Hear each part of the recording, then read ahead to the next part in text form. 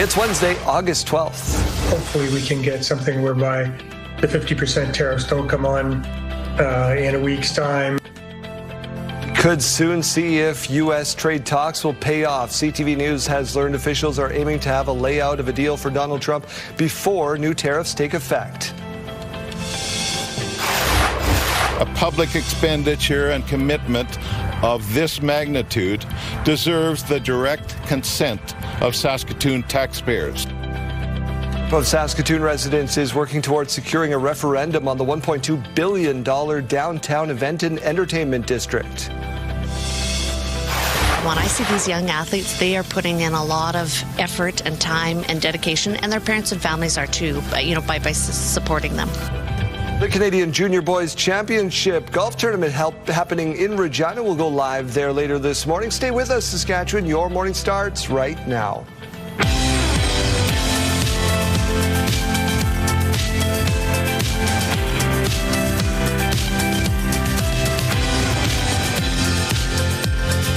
Welcome to Your Morning Saskatchewan. I'm Daryl. And I'm Kayleen. Good morning and happy Wednesday. There's golf championships happening at Wascana Country Club, and yesterday seemed like an okay day, and today it looks like it might rain on them. Raining already through the southwest corner of the province. It looks like it might be skirting around Regina today. We have about a 30 chance of seeing some. How do you feel about my tie today? It looks like a peppermint. It looks like a peppermint stick. Just being critiqued already. 6:01. Let's get to news. Emotions are high and frustration is growing as wildfire evacuees in BC wait to find out when they can go back home and whether they'll have anything to go back to. Pull together as the community we are and get through this, and we will. And we'll get through this and we'll be stronger. The Bald Range fire near Summerland continues to grow and is now more than 178 square kilometers. The entire district of Summerland and part of Peachland to the north are evacuated. There are plans in the works for a staggered return, but the mayor of Summerland says until crews can get the fire under control, people will have to wait. Officials are also facing increasing pressure to reveal how many homes have been lost. This is still an active wildfire situation. There is still risk. There is still danger.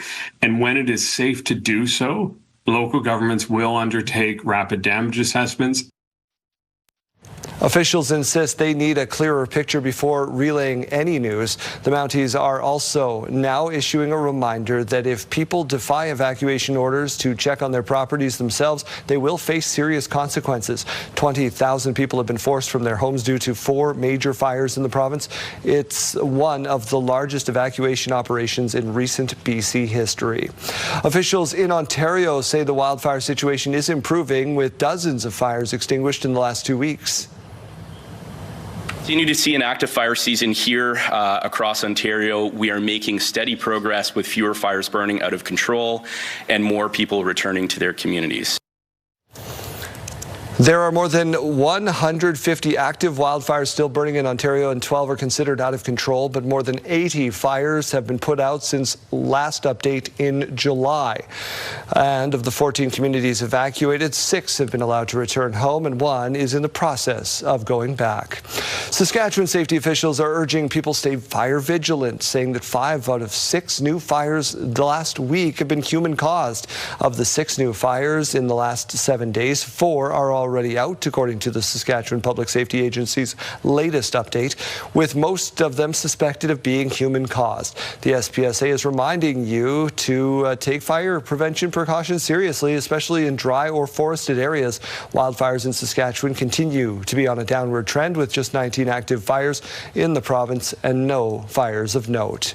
Environment and Climate Change Canada has launched a new warning system for tornadoes and severe thunderstorms. You'll notice this when you open up your apps.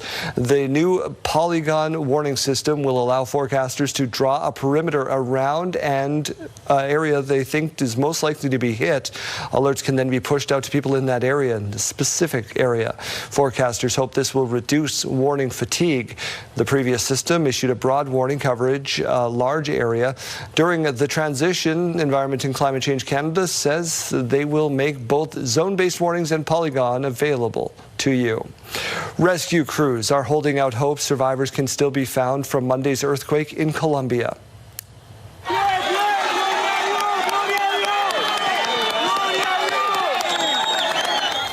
A woman was rescued overnight after spending 36 hours trapped under rubble. This was in the city of Pereira, where officials say crews are still searching for more than 40 people.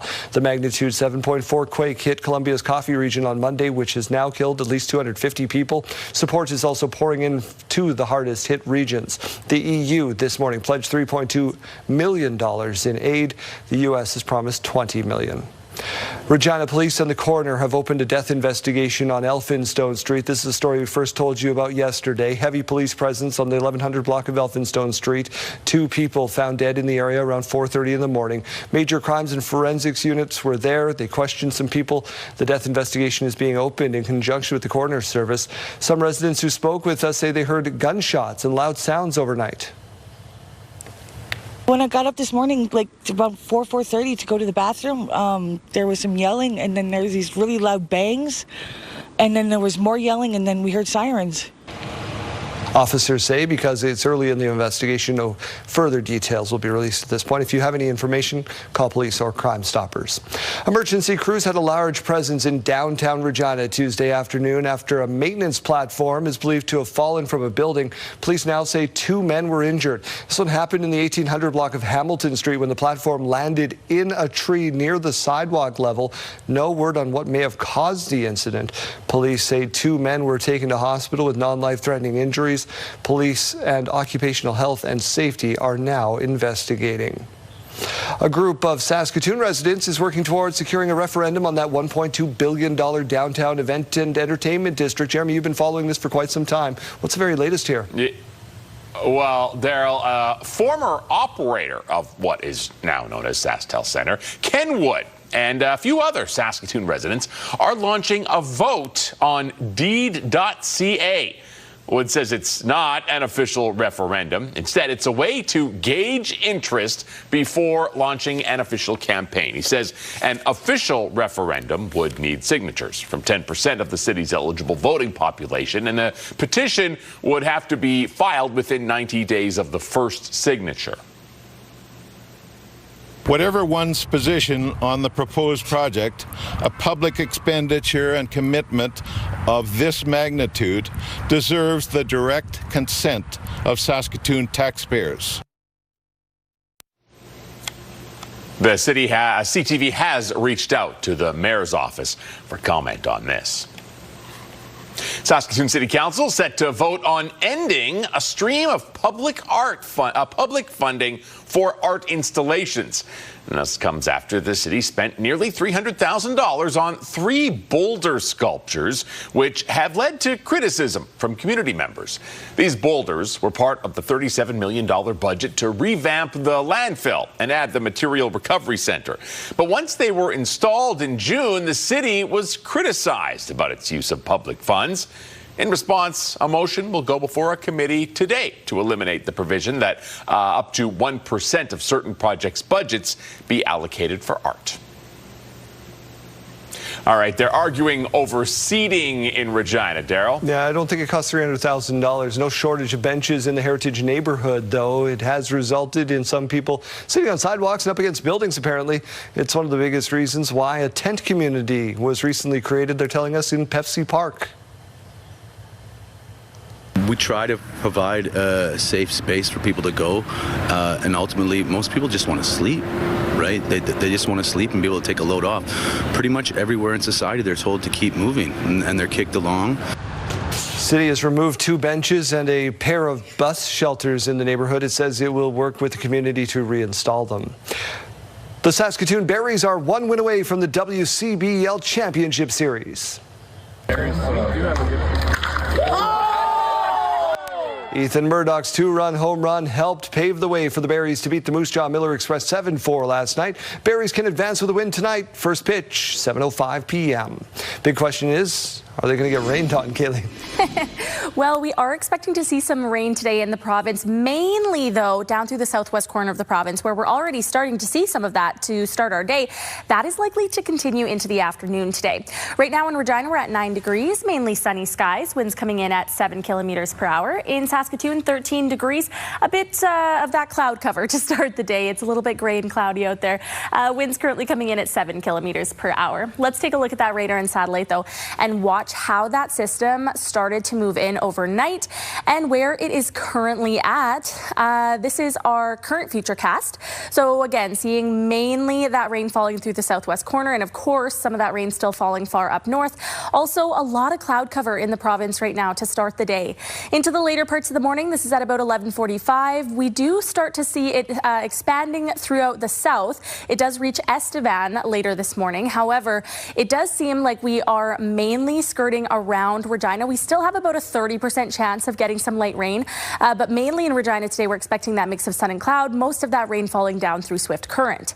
Into the overnight and early morning hours tomorrow, only seeing just a little bit of green patches on the screen in Saskatchewan. Most of that rain will still be falling over in Alberta before more moves into the southwest corner for Thursday afternoon. It does come with quite a bit of thunderstorm activity before moving up into central Saskatchewan, right around Saskatoon for tomorrow's evening hours. By the end of the day today, we are expecting about 17 millimeters of rain for swift current, so it will be coming down there a little bit more through the farther southwest corner of the province. You can see with those colors lighting up on the screen. Estevan, only about 1 millimeter on the way, so we're not too worried there. In terms of temperatures today, we will be lower through that southwest corner too, so 19 degrees in swift current, 23 though in Moose Jaw, 24 in Weyburn, and 23 in Estevan. So a little bit cooler through the southeast corner compared to where we were at yesterday. 23 in Regina, that's right around where we were at yesterday. 23 in Yorkton, 21 in Saskatoon, the Battlefords, and Prince Albert. Let's take a look at your 5-day forecast now. We do have some more rain on the way for the coming days. 22 on Thursday, Friday 18 with more rain, 21 on Saturday, and 23 on Sunday. Sunday's the day we're now seeing quite a bit of sunshine in the forecast for Saskatchewan, but before we get there in Saskatoon, a few days of rain. So 21 on Thursday, 18 degrees on Friday with that rain, 20 degrees on Saturday. Again, a little bit more rain on the way before that sun comes out for your day on Sunday, 23 degrees.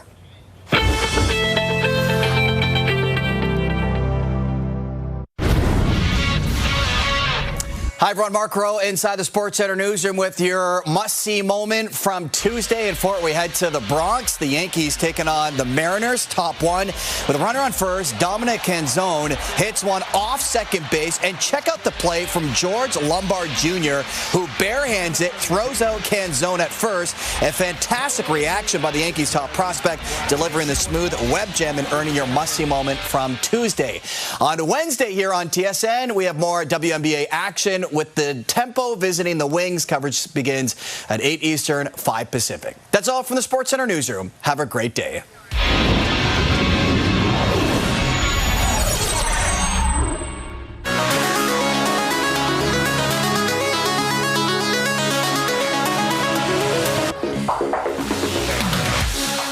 So 3 teenagers in China have set a record that you need to see and hear, honestly, to believe. Take a look.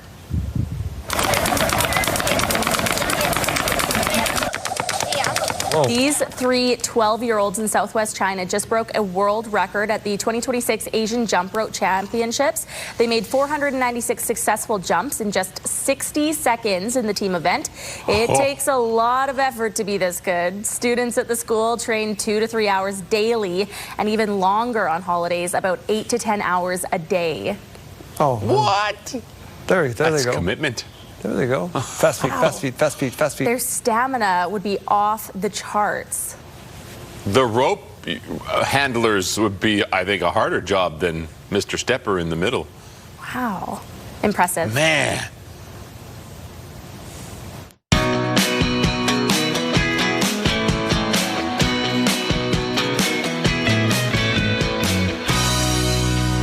National Day for everything, and this one I like. Yeah, so we're asking you a music-themed question today. What was the first album you bought with your own money? It's National Vinyl Record Day. Not everybody owns vinyl records. We appreciate that. So it could be the first cassette you bought, the first CD, the first vinyl record, the first, I guess, if you're young enough watching the show, the first song, the first album you bought off a streamer, I suppose. Yeah. JD, we're about to show our ages because Kayleen's is. Mine, I remember being 10 years old, and my parents took me to a Future shop on Boxing Day. So I used my Christmas money to buy Avril Lavigne's The Best Damn Thing album when I was 10. Okay, so I'm going to go back a little further, and yours is going to go further than that, I would imagine. Mine was at Radio Shack, precursor to Future Shop, and it was Rope in the Wind by Garth Brooks. And yours was? I think it was Crisscross Jump. Oh. Yes, I love that. It was on cassette. Album. Yeah. What year was that, though? It might not have been. That was early 90s. That was early 90s. Yeah, it must have been though. before then. I don't know. I'd have to think more about that. I think that was it. Okay, so now the onus is on you, Saskatchewan. We know you have your phones in your hand, and we know you can think back in the archives and remember if you bought Paula Abdul or New Kids on the Block or Metallica. Lie if you have to. If it was embarrassing, the better. All the better points to you. Scan the QR code. We've got more after this.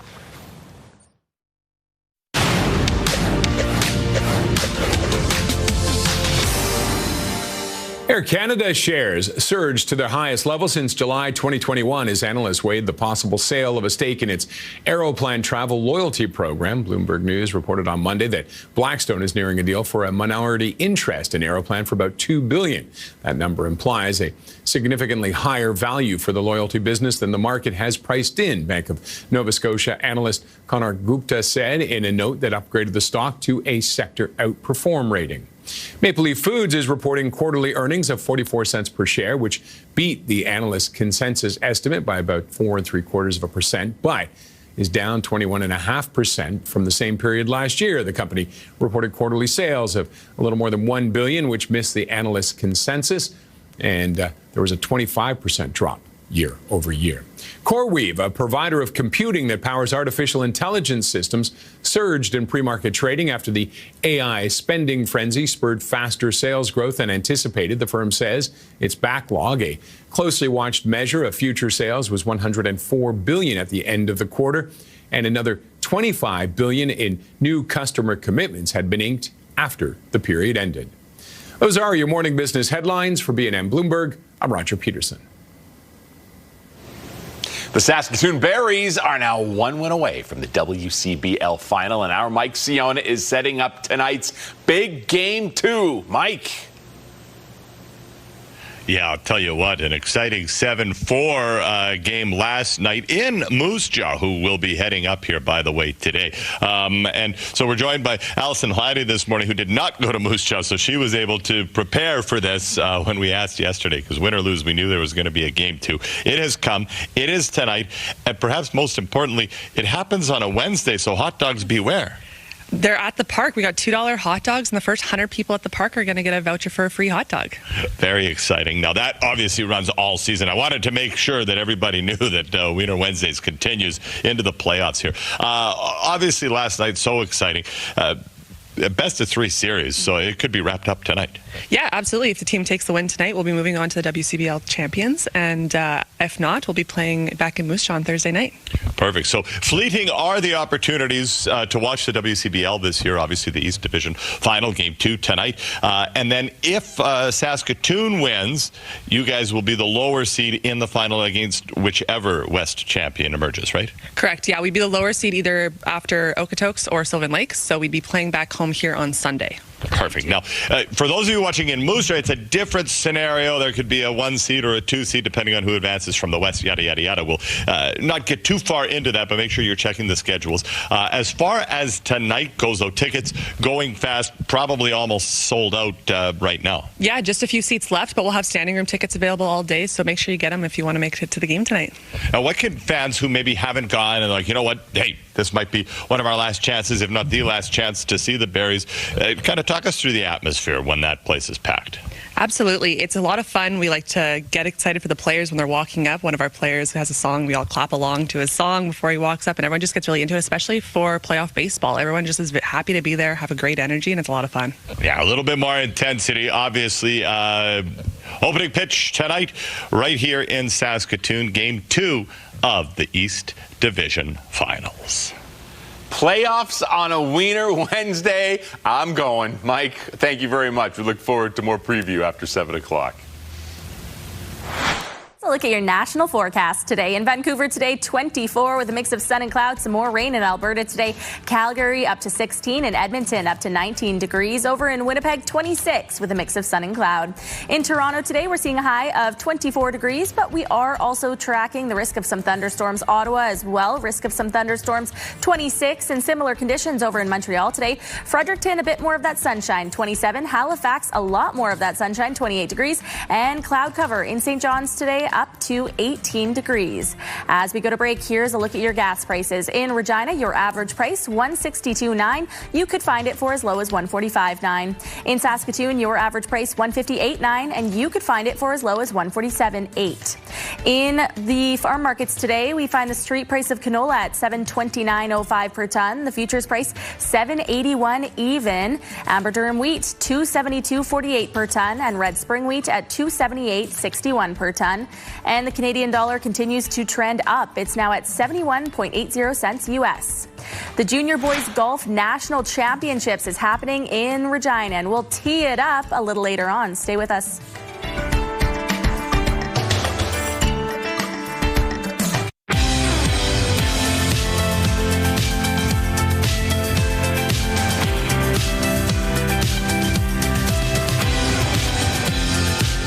Good morning. It is 6:30. Let's get to your headlines. New trade deal talks between Canada and the U.S. are heating up before new tariffs kick in. Minister, how close are we to a deal? Bonjour. Hello. We know we're not going to discuss those things. Canada-U.S. Trade Minister Dominic LeBlanc and Chief Negotiator Janice Charette are in Washington for the third time in 3 weeks. CTV News has learned Canadian and U.S. trade representatives are aiming to have a layout of a trade deal in front of the U.S. president before next Wednesday. That's when new U.S. 50% tariffs will take effect.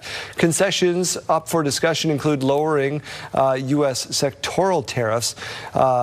Ottawa could drop counter tariffs and try to convince provinces to put U.S. alcohol back on the shelves. Saskatchewan never took it off. The upcoming U.S. tariffs will affect an estimated $28 billion worth of Canadian goods. There was an online petition calling for U.S. Ambassador to Canada Pete Hoekstra to be kicked out of the country. Almost 3,000 people have signed the petition, which accuses him of making statements that undermine Canada-U.S. relations. It also calls for the ambassador to be declared a persona non grata and removed from his posting. The petition is expected to be presented to the House of Commons this fall. A new report is warning of major job losses on both sides of the border if CUSMA is scrapped. That's the North American trade deal. According to Oxford Economics, Canada could lose 102,000 jobs if the North American trade deal is terminated. If such a scenario exists, the U.S. could lose 214,000 jobs. The report says the Canadian industries most impacted by the loss of the deal would include autos, metal, and paper and wood. On the other hand, the report estimates a successful negotiation of CUSMA would add 98,000 jobs to our economy. So that's a bonus. It also says new deals would be worth about $840 to each Canadian household each year.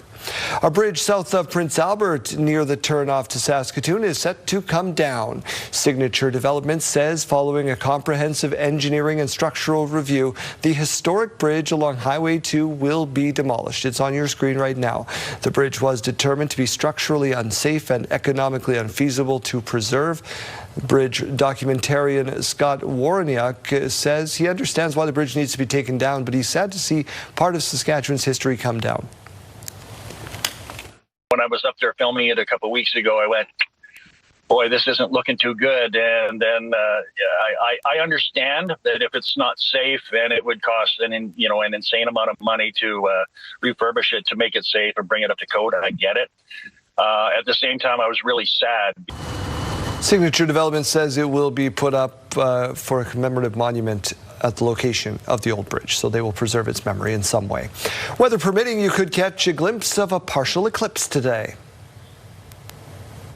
Further north, you'll get slightly more moon coverage over the sun, but yeah, here in Canada, there's not. It's not a very big eclipse. It's very much a partial eclipse. So if you do have some eclipse glasses laying around, 10:50 a.m. on Wednesday, that is the peak time. There you go. Other parts of the world will get a better view, but here in Saskatchewan, as Sam said, you'll see it about 10:50 this morning, with max coverage in Regina and Saskatoon around 3% and 6%. So you won't see a bunch, but you'll see some. Quebec is now home to a new command center as a Canadian-made satellite prepares to launch. So it's absolutely critical that this facility gets set up and that we can deliver data and imagery and analytics directly from this facility. MDA Space unveiled the new control center, which will issue orders to Chorus, a next-generation Earth observation satellite system set to be launched in December. MDA says Chorus will deliver high-resolution images of Earth, no matter the meteorological conditions. It will also offer eyes on a 700-kilometer-wide swath of the planet. The Chorus system was designed and built without government funding, and the company says the commercial enterprise is already attracting clients. It plans to be fully operational next year. Online booking for some lab appointments is starting in Watrous and Wadena. The digital booking expansion follows several other parkland communities last week. Eligible bookings include blood and urine collection, plus ECGs and glucose tolerance testing at some sites. The Saskatchewan Health Authority says appointments will be available in each community 1 week after online booking opens. Watrous began yesterday. Wadena begins today. A bizarre confrontation between a police officer and a member of the public was captured on video in BC.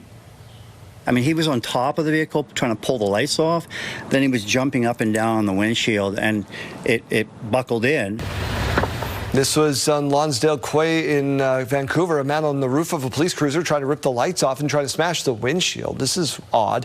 Witnesses also say he tried to attack a responding paramedic. The officer slowly circled in the car before the man fell off. Police say drugs and alcohol and mental health were factors in the incident. He's now facing multiple charges related to damaging that car. He was treated in hospital because the injuries related to trying to smash the windshield. Would not recommend. Let's get over to the Weather Center and talk to Kaylee Sawatsky. What's going on over there? Well, not a bad morning to be waking up in the Queen City. We haven't seen temperatures go up quite yet, though. 9 degrees, so still in single digits.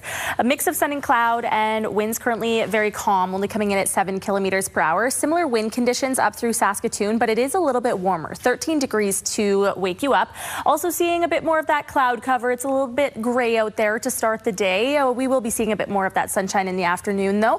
What we're not going to be seeing is the winds increasing all too much. Most of those wind gusts are hovering right below the U.S. border. We are seeing them picking up a little bit into the afternoon over in Manitoba, a little bit in Saskatchewan, just those areas in the later parts of the afternoon lighting up in blue. Could be seeing them up to about 30 kilometers per hour, but winds are really not what we're concerned about today. We are seeing some cool temperatures up in Stony Rapids right now, though. 8 degrees only, 11 degrees in La Ronge, 10 degrees in Nipawin and Prince Albert, 9 degrees in Hudson Bay. In the south, again, those spots that are shading in blue there, that's where we are seeing the cooler temperatures. 9 degrees in Yorkton and Estevan, as well as Regina. 13 in East End, though, 12 degrees in Swift Current.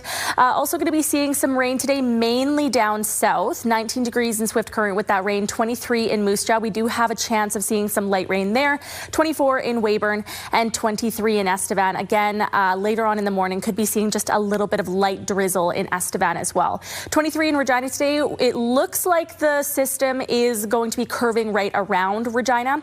21 in Saskatoon, mainly sunny skies today, and 21 in Prince Albert. Let's take a look at that almanac now. So we are going to be below the average today. Last year, we were closer to the average, but still slightly below it. The average in Regina is 26.1 this time of year. Average in Saskatoon is 25.2. The record year in both cities was 1940. That record was 39.4 on that day in Regina and 34.4 in Saskatoon. Here's a look at your 7-day forecast now. So some rain on the way for the coming days, Thursday and Friday. Temperatures dropping on Friday to about 18 degrees. The weekend looking fairly sunny, though, especially on Sunday when temperatures get back up to 23 degrees. 23 on Monday still, but seeing a little bit of rain, and 24 on Tuesday.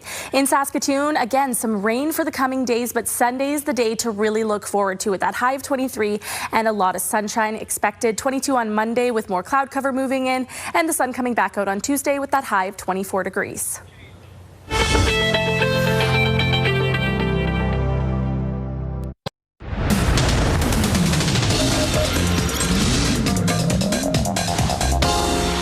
The University of Saskatchewan has been chosen to be part of a new initiative using quantum computing to strengthen Canada's defense and sovereignty. I think it is quite complicated. So that is why we are connecting once again with Dr. Stephen Ryan, the Director of Centre for Quantum Topology and its Applications, and a Professor of Mathematics and Statistics at the College of Arts and Science at the U of S. Good morning, sir. Hi, Jeremy.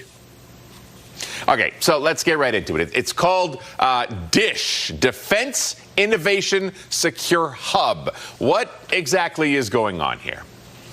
Yeah, so we're fortunate, along with the University of Calgary, to get a 20.3 million Canadian dollar grant or award to set up some, let's say, cutting-edge, ultra-secure spaces at the two campuses in order to pursue research confidently and securely using quantum science to directly support Canada's defense and sovereignty. Okay, so what is defense-aligned research? What does that mean exactly? Can you give any specifics? It sounds like it's going to be, government-level top-secret stuff, but can you give us an idea of exactly what is being looked at here? No, certainly. I mean, we're trying to create defenses, that ultimately prevent any offenses from happening to take place, in any side of a conflict, now or in the future. Again, thinking about the health and safety of Canadians, and one example would be the technology of quantum sensing. So that's using the science of the very small. That's what that quantum is. What really makes up everything in our universe, really purposely trying to go down to that level, but to create technologies that might see things that are very small or very far away long before they reach where they're going, which is an advantage in a huge country like ours. Oh, interesting. Okay, so and I know the U of S is just one part of this huge consortium involved. What part will Saskatchewan play in this larger mechanism? I think that we'll be doing exactly that, like supporting the research initiatives around quantum sensing, building new kinds of technologies and sensors for, again, the sort of early detection of incoming objects and other items of interest. And we have unique expertise here at University of Saskatchewan in that regard that we built up over quite a number of years. And I think this really is a recognition, that we're able to translate basic science innovation into these kinds of technologies, and I think we'll play an important role in the consortium that way. Okay. Now, the research done at the U of S has been well documented, all the different fields involved, but I don't really recall ever hearing about defense being a focus. Is this something new for the U of S, another branch for them to hit? I think we've had a long history contributing to research that, ultimately, again, helps to ensure the safety and well-being of Canadians wherever they are in the world, at home or elsewhere. So it's not really new, but I think that there's an emphasis that's maybe tying together a few threads of defense research on campus because of the focus of the country, and I would say the federal government at the moment in ensuring that Canada can build and create integrative capacity, in order to ensure that the country's interests are well preserved, into the coming years and decades. All right, Dr. Stephen Ryan, our guy for quantum computing from the U of S. Thanks a lot for your time this morning. As always, thanks, Jeremy. Great to see you.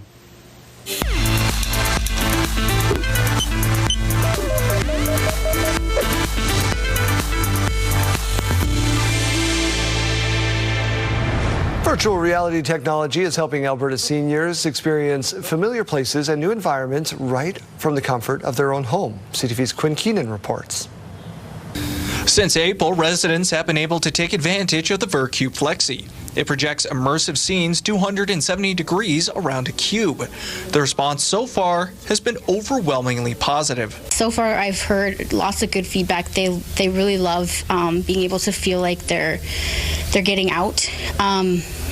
out of the facility, which often physically they can't. The space also offers residents a chance to play games and even do yoga.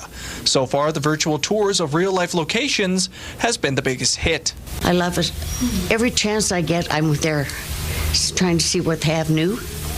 I'm not much of a game player, but I've tried it. It's fun. It isn't just seniors who are benefiting. 43-year-old Rebecca Ellis suffers from a rare neurological condition that breaks down her nervous system. The cube allows her to do things she never thought possible. Growing up, I was never able to play Nintendo or Xbox because I don't use my hands very much, so I couldn't hold a remote. And having them clip on my wrist is real cool. You know, I can just use my arms, and it's real fun. Whether it's playing games or seeing sights from around the world, the cube has had a positive impact on residents. It's giving those who may lack mobility the chance to recreate how they want and to build a sense of freedom. It means a lot because I don't get out very much. I can't do a lot. So it's cool to go in there and see different places and interact with different things that I'll never be able to physically go to. Quinn Keenan, CTV News, Lethbridge. This is more the stuff. Health Report, brought to you in part by SEIU West, Saskatchewan's first healthcare union. Hangzhou holds the lead after one round of the Canadian Junior Boys Championship is being played over the Wascana Country Club. That's where we find Arden Lloyd this morning. Arden, let's tee up day two. Yeah, that's right, Daryl. It's a beautiful morning at the Wascana Country Club. And since 1938, the Canadian Junior Boys National Tournament has been held. And here in 2026, for the first time, it's in Regina. I'm joined by Lindsay Folk, who's in charge of just making everything tick around here. What goes into such a big tournament and gathering the workforce necessary? Thanks, Arden. Our host committee has been involved for the last few months organizing and preparing for this week. So we have 156 of the best young male golfers in the country from all 10 provinces. And so we've been planning and recruiting volunteers and getting local sponsors. We have over 100 volunteers that are going to be here on the grounds this week. And we couldn't do it without our local sponsors. We've got lots of businesses, individual families, the Hallie Crozier Foundation that have all sponsored to make this a really, really good event for the athletes. Well, and you mentioned that a lot of the group that is responsible for making this run as smoothly as it does was here too when the women's tour appeared in this club in 2018.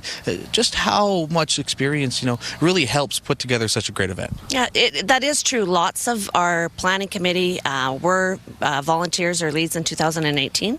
And then I think that just helps them see the benefit of hosting these types of events here in Regina for the economy, but also to promote sport and be a good golf citizen, really. And so when we had the opportunity, we were super excited to do that. And it was easy to recruit people to get involved because they want to be involved. They want to see good golf, and we want to have it here at our course. Well, everybody loves to see good golf. If you're a member of the community, how can you come on down and witness some of the best young golfers in the country? Good question. So today and yesterday were the preliminary rounds. Thursday and Friday will be the championship rounds, and there's no cost to attend. So just come to the Wascana Country Club, and we ask you to be respectful and walk around on the paths, but really enjoy good golf and see some really good shots, good putts, good recoveries. Well, first tee off is coming in just under an hour right behind us here at the Wascana Country Club.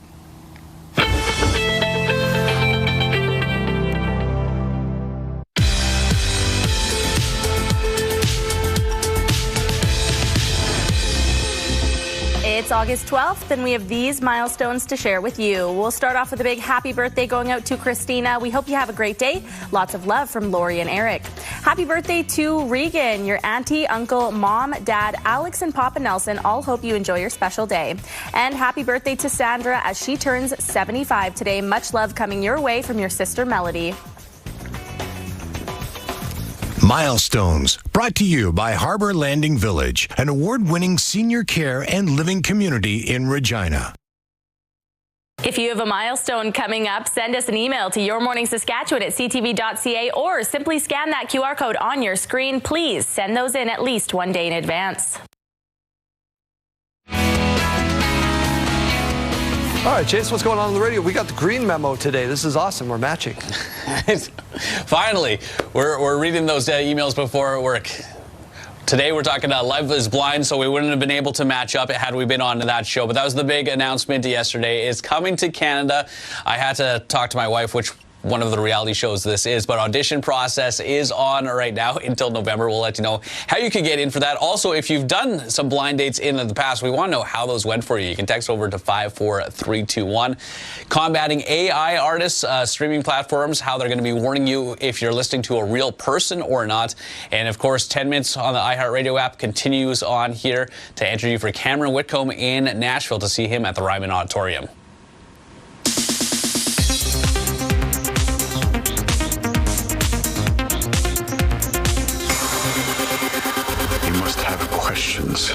Why can't your wife finish her book series? You really want to know? This is Verity. Doctors don't think she'll ever walk or talk again.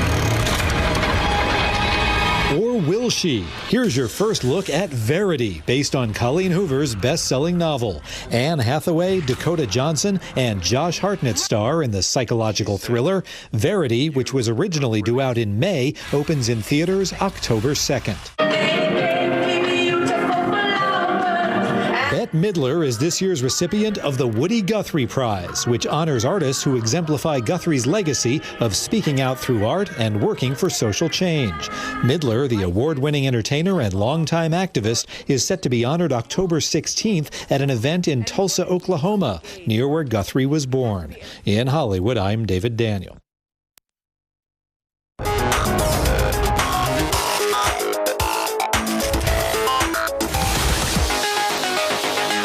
I don't know because I'm not one, but if I was a content creator, I imagine it would be a little bit difficult, especially if your husband did things like this. Can we choose?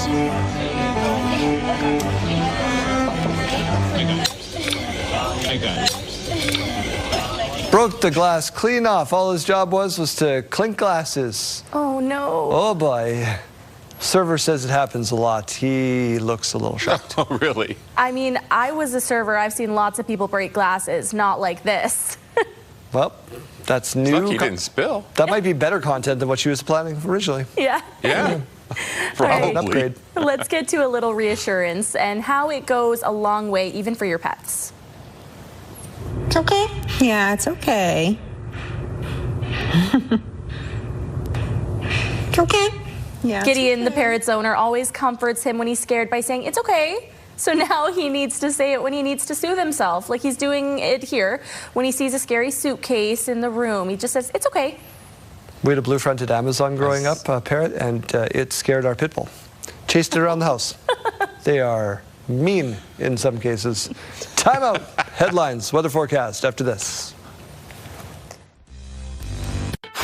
It's Wednesday, August 12th. We are able to just highlight that particular thunderstorm or tornado, and then we can draw basically an area of around that thunderstorm and its projected path. Canada making some changes to the alerts you see on your apps. Some tags get put on within hours of us cleaning it up. Residents in a Saskatoon neighborhood frustrated with the level of graffiti, but the city says reports are consistent with other years. When I was up there filming it a couple weeks ago, I went, boy, this isn't looking too good. Bridge south of Prince Albert near the turnoff to Saskatoon set to come down. We'll tell you why. Stay with us, Saskatchewan. Your morning starts right now.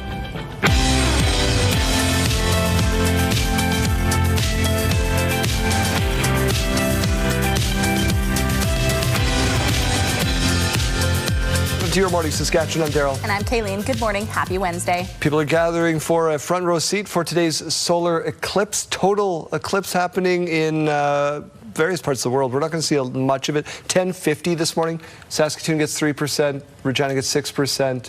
Yeah. If the clouds part. Yeah, I wouldn't get our hopes up, especially if you're in the southwest corner of the province where we're expecting a lot of rain today. There you go. So you can dig out those glasses if you still got them and maybe see a little bit of that. Let's get over to your news for this part of the hour. We begin with wildfires. Emotions and high frustration growing in BC as evacuees wait to find out when and if they can go back and what they have to go back to. Pull together as the community we are and get through this, and we will. And we'll get through this and we'll be stronger. The Bald Range fire near Summerland continues to grow, now at 178 square kilometers. The entire district of Summerland and parts of Peachland have been evacuated. There are plans in the works for a staggered return, but the mayor of Summerland says until crews can get that fire under control, people will have to wait. Active wildfire situation, there is still risk, there is still danger, and when it is safe to do so, local governments will undertake rapid damage assessments. Officials insist they need a clearer picture before relaying any news. In other news this morning, Saskatchewan safety officials are urging people to stay fire vigilant, saying that 5 out of 6 new fires in the last week are suspected to be human-caused. Of the few in the last few days, 4 are already out, according to the Saskatchewan Public Safety Agency's latest update, with most of them suspected of being human-caused. SPSA reminding you to take fire precautions seriously, especially in dry or forested areas. Wildfires in Saskatchewan continue to be on a downward trend. There were 19 active at last check, none of note. Environment Canada has changed the way warning systems for tornadoes and severe storms happen. The new polygon warning system will allow forecasters to draw a perimeter around an area they think is most likely to be hit. Alerts can then be pushed out to people in that specific area. Forecasters are hoping this will reduce warning fatigue. The previous system issued a broad warning covering a large area. During the transition, Environment and Climate Change Canada says both zone-based warnings and polygon will be available to you. A meeting is being held on the extreme heat in the UK as the region experiences its 5th heat wave of the summer. UK Prime Minister Andy Burnham will chair the meeting of the government's Emergency Response Committee today. The group will talk about how to tackle extreme heat, wildfires and drought. It comes as temperatures are likely to hit around 37 degrees this week across southern and eastern England and parts of the Midlands. Additional areas in England have also been placed under drought status. Firefighters are battling a significant wildfire in the New Forest in Hampshire. Rescue crews are holding out hope survivors can be still found from Monday's earthquake in Colombia.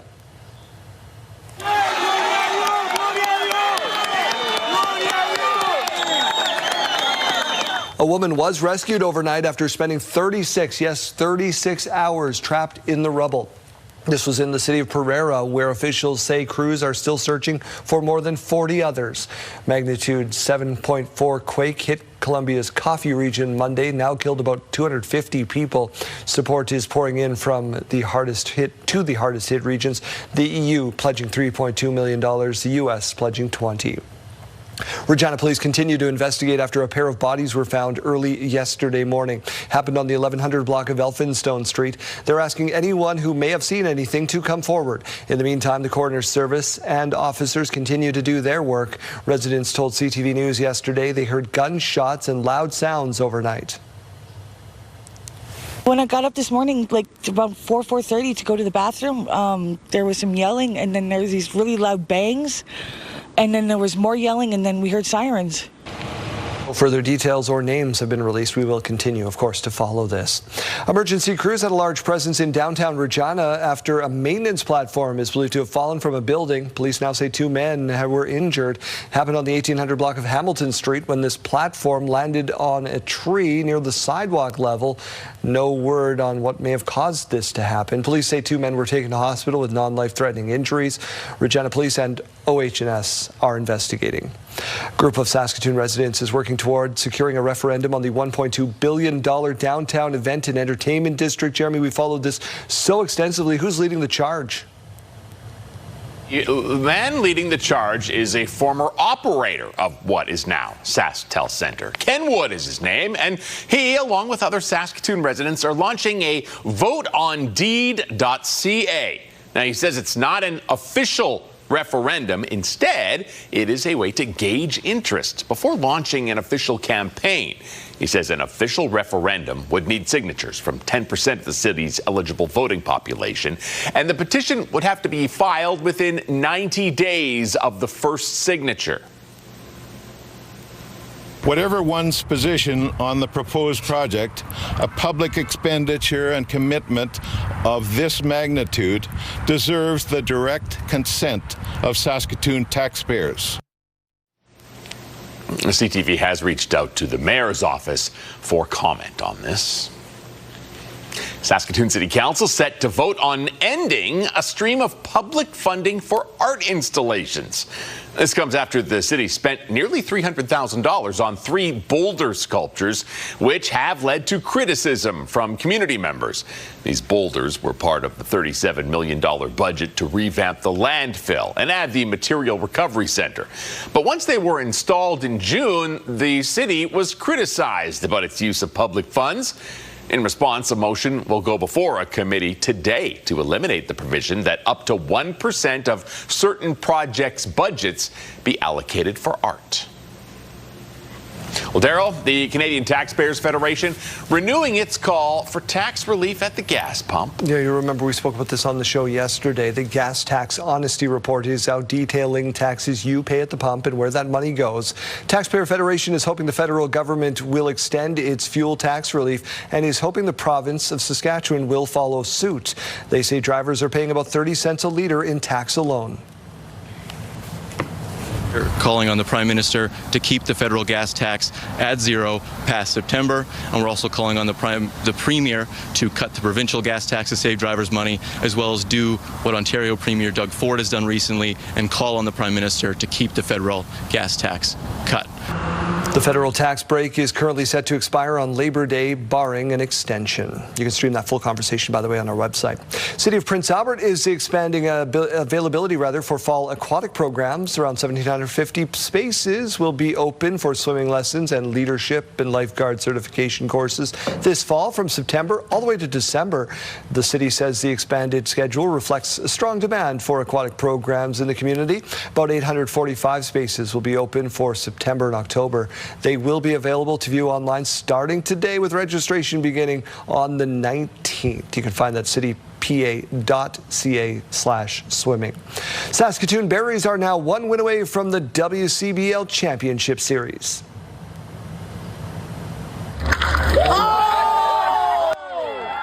Ethan Murdoch's 2-run home run helped pave the way for the Berries to beat the Moose Jaw Miller Express 7-4 yesterday. The Berries can advance with a win tonight. First pitch, 7:05. Mike Sionis at the Ball Diamond teeing that up for us, so we'll go back to him in just a moment. In the meantime, it is now time to go retro. Today is National Vinyl Record Day. If you're not in the habit of listening to LPs like I am, you could go and find your own turntable in the attic or the basement, hook it up and spin some tunes.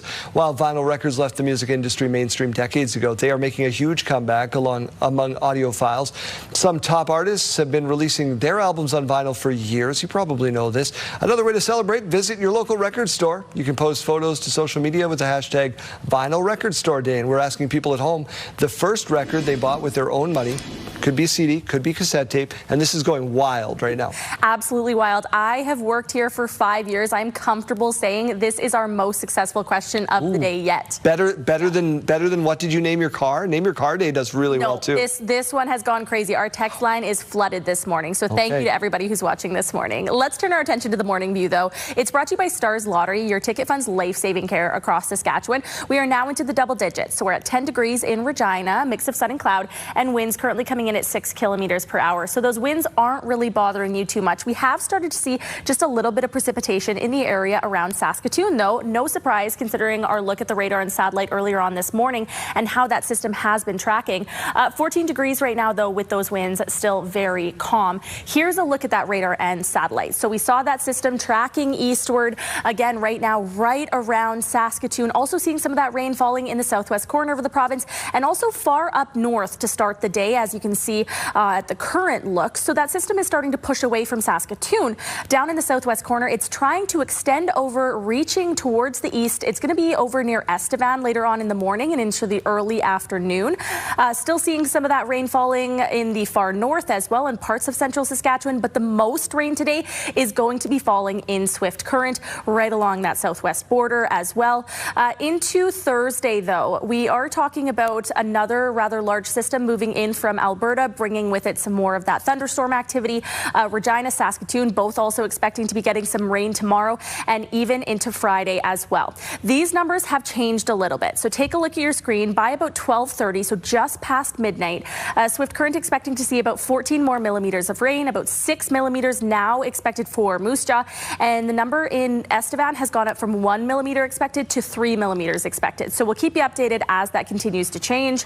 In terms of temperatures, a little bit lower than what we have been seeing through the southwest, 19 for Swift Current, a little bit lower as well through the southeast, just by a few degrees, 24 today in Weyburn, 23 in Estevan, 23 in Regina, that's right around where we were at yesterday, still below that seasonal average, 23 in Yorkton, 21 in Saskatoon, the Battlefords, and Prince Albert today.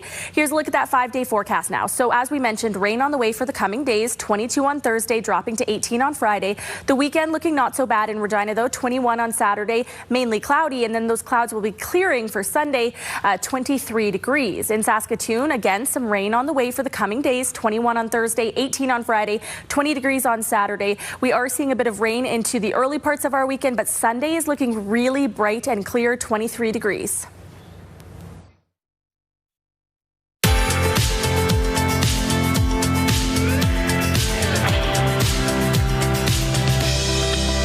Taking a look at our rural forecast now, Meadow Lake with a little bit of rain today, 19 degrees, 19 in Spiritwood with a bit more of that sunshine, 21 in Watrous, Outlook, and Melfort, and 20 degrees in Wynyard. Down in the southwest corner of the province today, that's where we're seeing most of that rain falling. 18 in Maple Creek, 16 in East End, 21 in Rockland, and 21 in Assiniboia. Over in the southeast corner, a little bit more of that sunshine, 23 in Broadview and 23 in Carlisle. Let's take a look at St. Walburg, where internet plans up to 1 gig are available from SaskTel. 18 degrees, mainly sunny this afternoon. Winds fairly calm, only coming in up to 20 kilometers per hour. The Saskatoon Berries can advance to the WCBL Championship Series with a win tonight at home against Moose Jaw. And Mike Siona's on location, helping build excitement in the Bridge City. Mike? Yeah, no doubt. And across the province, I've got actually Saskatoon hosted the WCBL All-Star Game. So I thought, well, Eastern Final, why not put on the East Division jersey? Because they do such a great job with merchandise here in Saskatoon. I'm joined by Allison Hlatty. And it's going to be a sea of purple, I assume, tonight. But there are some Moose Jaw fans coming out as well. Going to be a great ambiance for Game 2 tonight, isn't it? Absolutely, yeah. We heard some Moose Jaw fans are going to be coming down, so we'll have a great rivalry with them, I'm sure, and we're excited to host them. No doubt. Obviously, last night, 7-4 for Saskatoon in Game 1 of this best-of-3 series. I mean, the playoffs move quick because all these kids, they got to, most of them, head back to their college teams. Yeah, absolutely. So we try to get it in fast to make sure that all of them can stay and play for our teams. Perfect. Obviously, you guys want to play tonight. You'd like to advance to the championship series. And if Saskatoon makes it, then that Game 2 would be on Sunday? Yes, of the championship finals, it would be on the Sunday Game 2, yes. Perfect. Yeah, however it goes, that series goes Saturday, Sunday, and then if necessary, Monday. And we really want to talk about this because today happens to be a Wiener Wednesday on the old calendar. You've extended the $2 hot dogs into the playoffs as well? Yes, we have, and DKI Disaster Services is giving 100 free hot dogs to the first people in the building tonight, so make sure you get there early. Okay, now we have been tracking tickets, and the last time we checked, there was fewer than 50 seats available? Yeah, we got about 50 seats available left for the game, but then there's also standing room tickets available. Okay, so do not dilly-dally, as they say. Make sure that you've got your tickets if you're in Saskatoon or if you're coming up from Moose Jaw or wherever you happen to be for Game 2 of the WCBL East Division Final. First pitch, 7:05. All right, Mike, thank you very much. We'll check in with you again in a little while.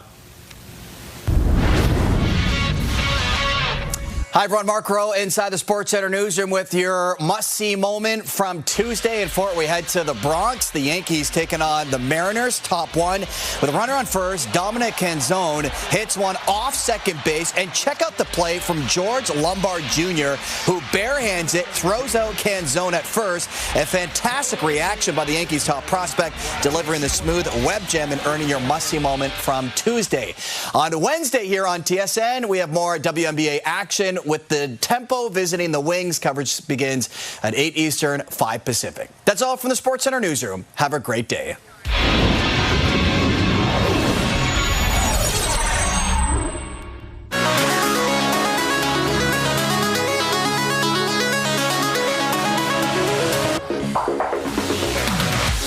Okay, a strange video for you. Axe-wielding lumberjacks are not the sight you'd expect to see in the picturesque French Alps, yet that's where they were for the 73rd edition of France's oldest and most challenging lumberjack competition. Look at them go. It was held this last weekend. Local foresters and trained athletes were among the competitors, chopping through logs to show off their speed, accuracy, and precision. Boy, oh boy. Is lumberjack still technically a job title? It has to be. Yeah, sure. I feel like they have fancier names now. And are they arborists? Yes. Foresters and they have fancier equipment than just I'd want to be called a lumberjack. Yeah. Wear a flannel. Some very BA about it. Let's get to our question of the day.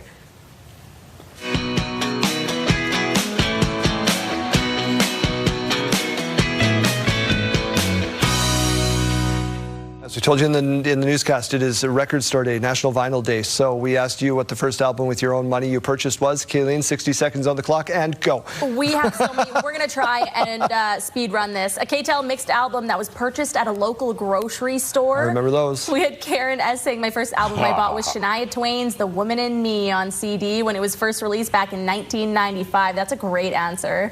Sherry saying the first record I bought was a 45 of Elton John and Kiki D, Don't Go Breaking My Heart. Which is celebrating its anniversary this week. The Titanic soundtrack. That's an interesting one from Jessica. Jessica's younger than us. Gord saying I bought the Beatles 45 Get Back in the 1969 from Kelly's record store. Yeah. I hope it still plays, Gord.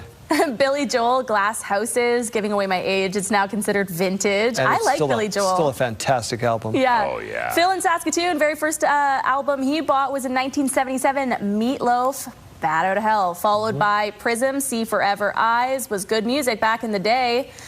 We have... Still is. Yeah, still is. Another answer saying my husband's was Quiet Riot, Mental Health, and mine, without showing my age, was New Kids. Yeah, it is. Blockheads forever. Woo. Yeah. High Tides and Green Grass, Rolling Stones, Best Hits. We had Styx, Grand Illusion, coming in from Gail. I still have to see New Kids on the Block in concert. Debbie saying 20 explosive hits in 1970, released by K-Tel Records. It was vinyl. It was awesome. You remember those? They used to sell them on the TV ads. Scrolling. See the 20 great hits for only... The Partridge Family album in 1970. Keelan's too young. And Joe saying, I really can't remember the first album I bought with my own money. It might have been Bryan Adams' Cuts Like a Knife, but it would have been one of 12 I bought. Yeah. 12 for a penny. I had to explain this to Janelle one time. 12 for a penny. And last answer for this hour, but we'll have more coming next hour. Love Me Tender by Elvis. Bought it because I loved it and my mom loved it. Great. The good old days. If we did not get your answer up this hour, I'm sorry. We just had so many answers. We're going to get more in about an hour, but you still have time to text your name and your answer in. 10400, standard message rates may apply, or scan that QR code on your screen. Studio consideration provided by Father's Furniture, specializing in quality Canadian-made furniture.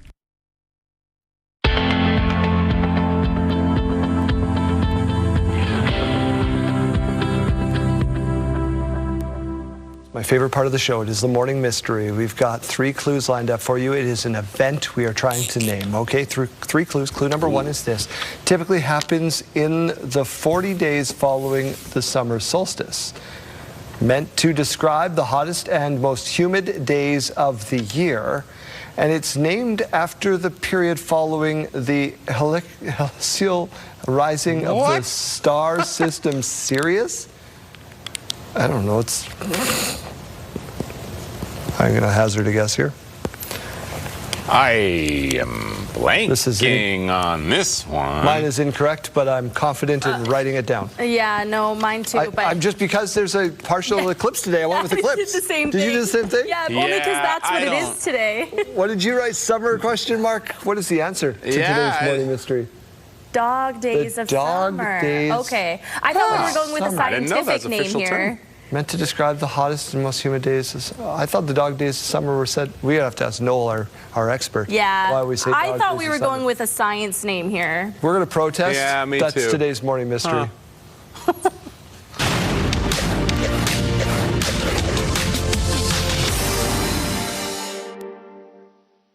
Air Canada shares surged to their highest level since July 2021 as analysts weighed the possible sale of a stake in its Aeroplan travel loyalty program. Bloomberg News reported on Monday that Blackstone is nearing a deal for a minority interest in Aeroplan for about $2 billion.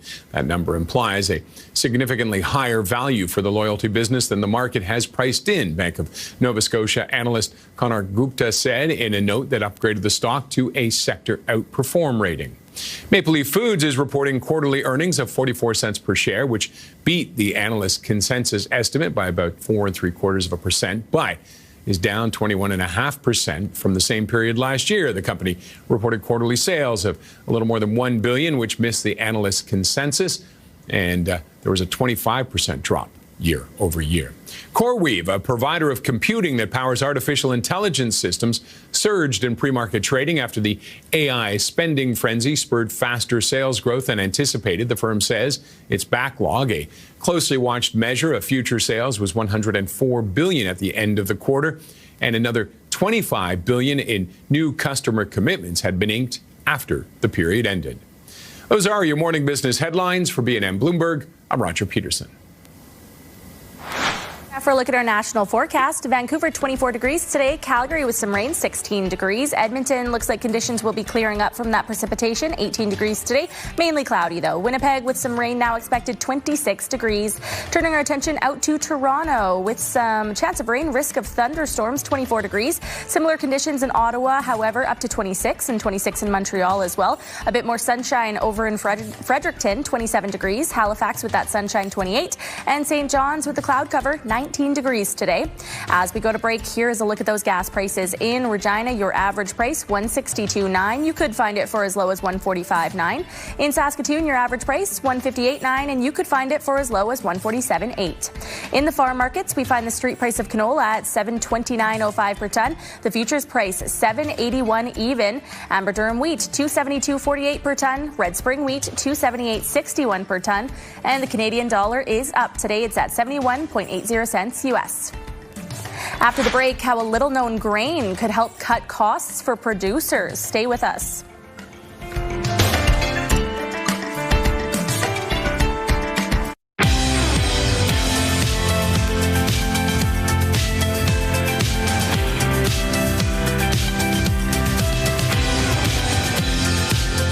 7:30, welcome back to your morning. To Washington now, where new trade deal talks between Canada and the U.S. are heating up before a new round of punishing tariffs kick in.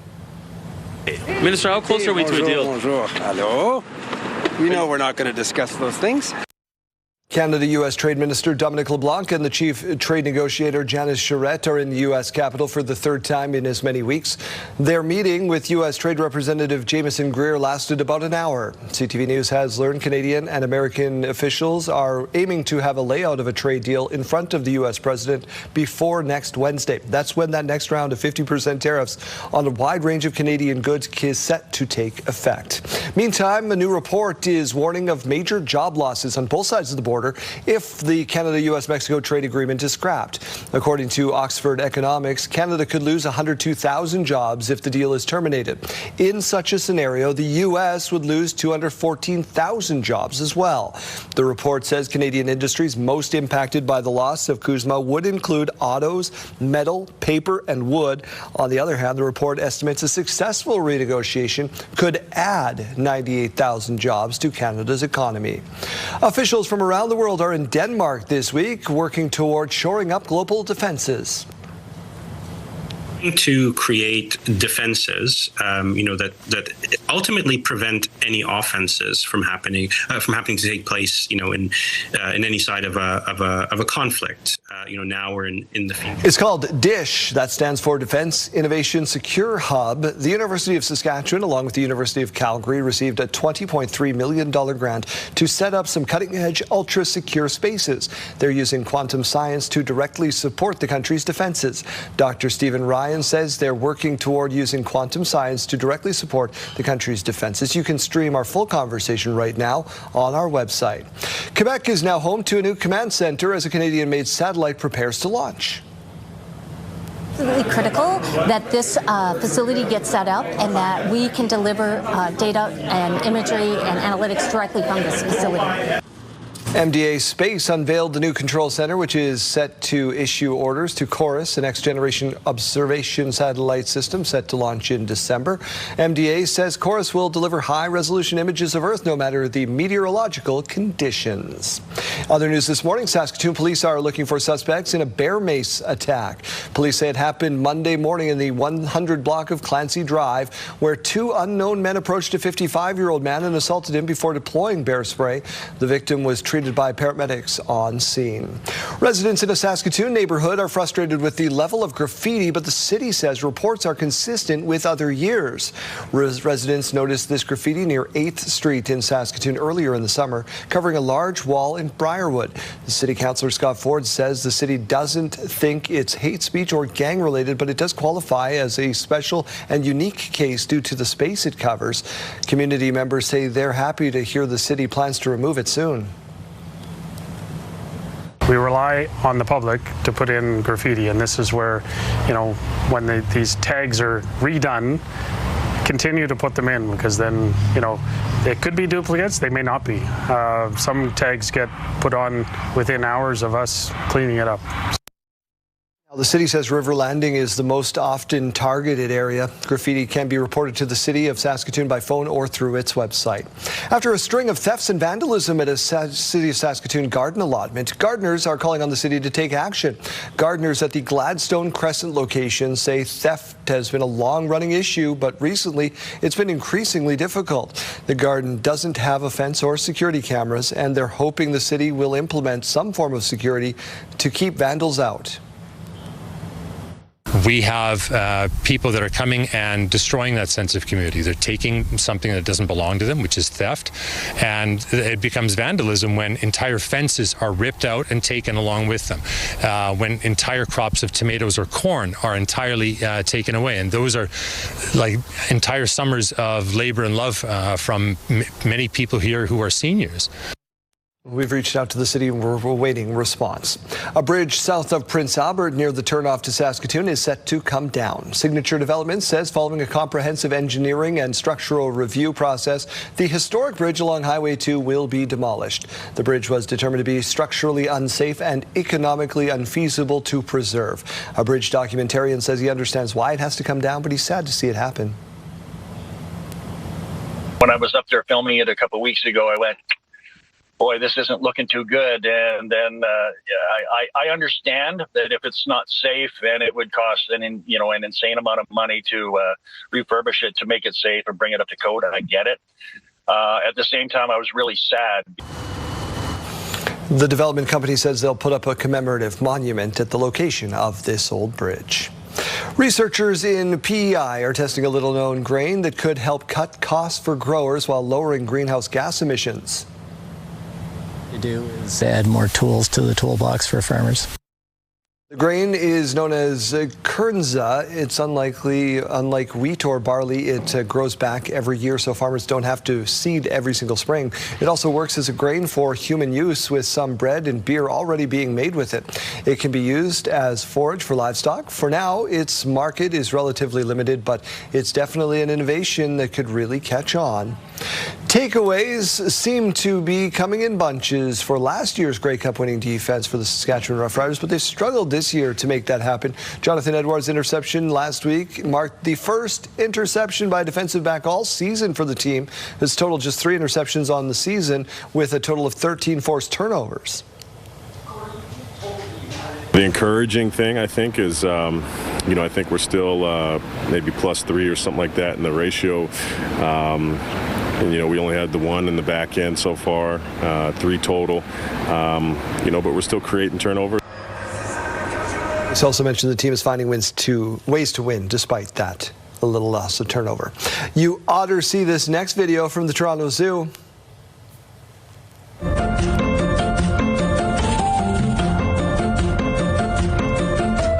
The zoo shared this video on social media of the North American river otters, the 3 in their outdoor habitat for the first time alongside their mom. Safe to say it didn't take long for them to warm up to the area, Kayleen. So cute. Is there anything cuter than an otter? Got to make sure that makes it into the lineup. Yeah, thanks for that. Let's turn our attention over to the weather center now. It's a little bit cloudy to start the day in Regina. We are at 10 degrees now, though, and winds coming in at 6 kilometers per hour. So a very mild and calm start to the day. 15 degrees in Saskatoon. Seeing a lot of cloud cover to start the day. Winds, again, very calm, only coming in at 4 kilometers per hour. We are seeing some rain, though, down through the southwest corner of the province. We're not really going to be seeing the winds picking up all too much this afternoon, though. We're seeing most of those winds south of the border and in Manitoba, a little bit in Alberta, but really today we're not going to be seeing winds surpassing 30 kilometers per hour. Current temperatures now, we are seeing all these areas in northern and central Saskatchewan into those double digits, so that's nice to see. 12 degrees in Stony Rapids, 13 in La Ronge, 12 degrees in Nipawin, and 11 degrees in Hudson Bay. Down in the south, again, seeing more of those double digits now, so that's nice. 12 degrees in Yorkton now, 11 in Estevan, 12 degrees in Assiniboia, and 13 in Swift Current. Into the afternoon today, we are going to continue seeing some of that rain in some parts of the province, especially down through the southwest corner of the province. Later on in the late morning, early afternoon, likely reaching over near Estevan with a little bit of rain as well. Temperatures still below the seasonal average. That has been quite the trend over the past week or so. 19 in Swift Current today, 23 in Moose Jaw, 23 in Regina, 21 in Saskatoon, and 22 over in Yorkton. Now, when we say below the seasonal average, here's what we mean. So the average in Regina is 26.1. That is down from just a couple days ago when we were talking about those averages. 25.2 is the average in Saskatoon for this day. Last year on this day, we reached 25.0 in Regina, so still below the average, but a little bit closer to it. 24.0 on this day in Saskatoon. The record-setting year was 1940 for both cities. In Regina, that temperature was 39.4 degrees, and in Saskatoon, it was 34.4. Here's a look at that 7-day forecast now. So we are going to be getting some rain in the coming days. 22 tomorrow, 18 degrees on Friday, 21 on Saturday, a bit more sunshine, but really sunny on Sunday. Nice, bright and clear. 23 degrees, a little bit more rain on the way for Monday, and 24 by Tuesday. In Saskatoon, rain on the way for the next 3 days into our weekend, but Sunday again is the day that we're seeing things clear up a lot. 23 degrees, 22 by Monday though, mix of sun and cloud, and a little bit more of that sunshine on Tuesday, 24 degrees.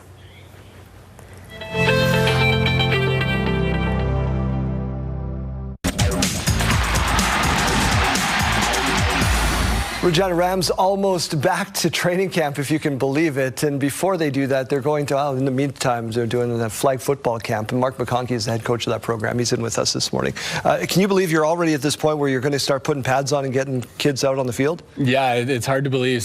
July always flies by, but we're excited. But guys are excited, coaches are excited, and excited to get going on Saturday. Before we get you into the football program part of it, there's a flag football program that you guys are going to put on in conjunction with Tavon Campbell, the Saskatchewan Roughriders, alumni of your fine program, and the NFL's Chargers. This is an exciting opportunity for young guys. Yeah, it really is, and it's the weekend before the fall flag football starts. We did a similar thing with Luke Wilson at spring camp, and yeah, it's the 2 hours, $60. It's a great time. There's going to be Tavon and some other riders there, some Rams players there, and it's just a great skills-based camp for anyone to come out. If you've never been to it, what do you expect? They show up, they get their jerseys, they get their shoes on, and what happens next? Yeah, register, you get a shirt, and then essentially you warm up and you do different kinds of stations, so you're not put into one position. You're learning all different skills of every position, and it's 2 hours. It's quick, and then you're in, you're out. You guys have done this for a couple of years. Did you have anything like this when you were a kid? I mean, for me, I had hockey camps with some UFC guys and some WHL guys, but I haven't seen this in football a lot, especially in flag. Yeah, absolutely. You've done a couple of skills camps before, but once you put a guy like Luke Wilson, who played in the NFL, or Tavon Campbell, a Rams alumni who played in the NFL, and obviously now with the Riders, it just adds a little bit more kind of fire to it. So So yeah, we're really excited about it, and again, our numbers have been great for this, so we're really excited to do this on August 30th. Cool to have an alum do it too, a guy that's gone and done it on several different levels. Absolutely, and they always come and they talk to the players at the end of it and kind of give their advice for football, young football players, and yeah, we're just really excited to have this camp. You can't be more excited than the lineup that you're going to put on the field this year. You start putting on the pads on Saturday already.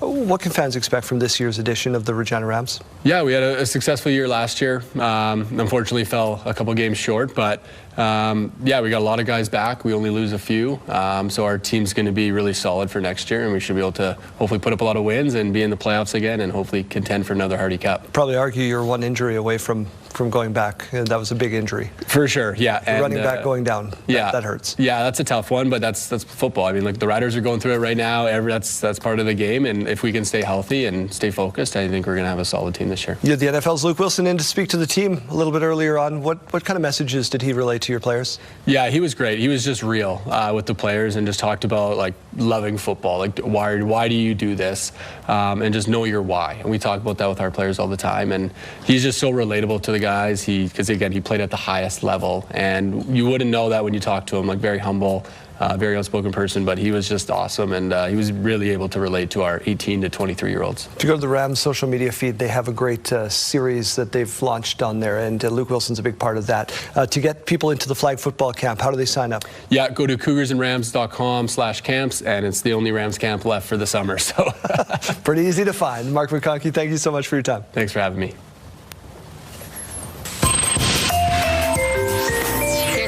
In our community, a church service and potluck is on August 16th, 10 a.m. at the St. Mary's Romanian Orthodox Church in Kayville. Call 306-631-8304. The Southie Fire Department Show and Shine is on August 16th, 10 a.m. on Keats Street in Southie. Call 306-726-8082. The Windthorst Horticulture Show is on August 18th, 2 p.m. at the Windthorst Recreation Center. Call 306-736-3052. And Drop Zone is on August 22nd. Raise funds to support Easter Seal Saskatchewan. Spots are limited. Register now at dropzoneyqr.ca. Submit your event to our community by visiting our website, ctvregina.ca, and click Community Calendar or scan the QR code on your screen.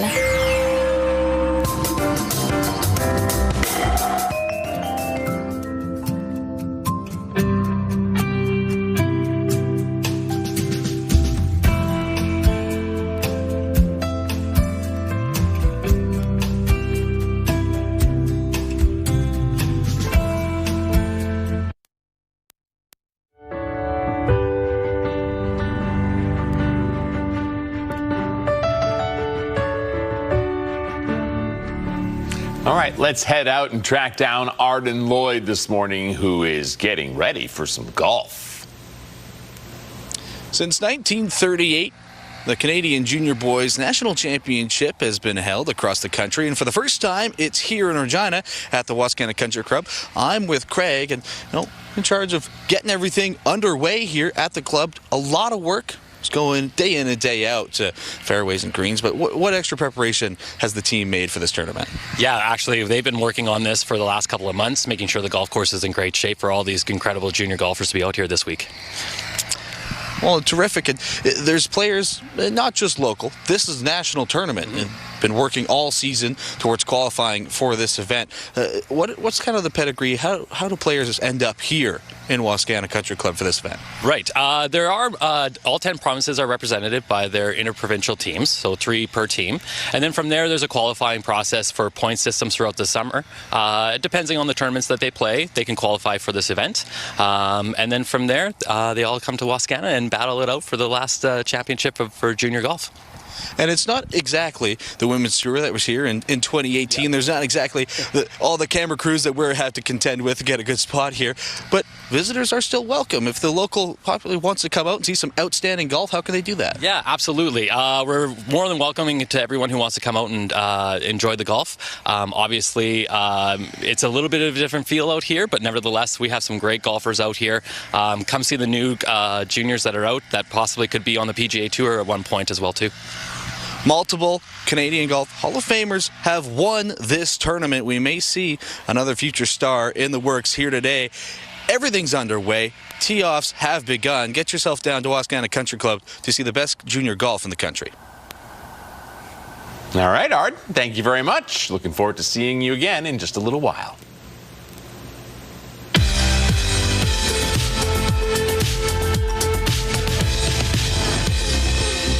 It's August 12th, and we have these milestones to share with you. We'll start off with a big happy birthday going out to Christina. We hope you have a great day. Lots of love from Lori and Eric. Happy birthday to Regan, your auntie, uncle, mom, dad, Alex, and Papa Nelson. All hope you enjoy your special day. And happy birthday to Sandra. She turns 75 today. Much love coming your way from your sister, Melody. Milestones, brought to you by Harbor Landing Village, an award-winning senior care and living community in Regina. If you have a milestone coming up, send us an email to yourmorningsaskatchewan@ctv.ca or simply scan that QR code on your screen. Please send those in at least one day in advance. All right, what's going on the radio station today there, Chase? Country Minute coming up here. Taylor Swift set in some history for becoming the youngest person ever to be inducted into the Nashville Songwriters Hall of Fame. Plus, we're going to give you a little sample. Kip Moore working on a cover that we're hoping he releases because it is, well, it's simply the best. Hint, hint, which cover it is. And if you're firing us up with the iHeartRadio app, make sure that you are logged in this morning because 10 minutes of listening could win you a trip out to Nashville for $2,000 cash and tickets to see Cameron Whitcomb at the Ryman Auditorium. Cameron Whitcomb, nobody hotter in country music right now than him. Thanks so much, Chase. Next hour, we'll do a backflip just like him. Oh, good.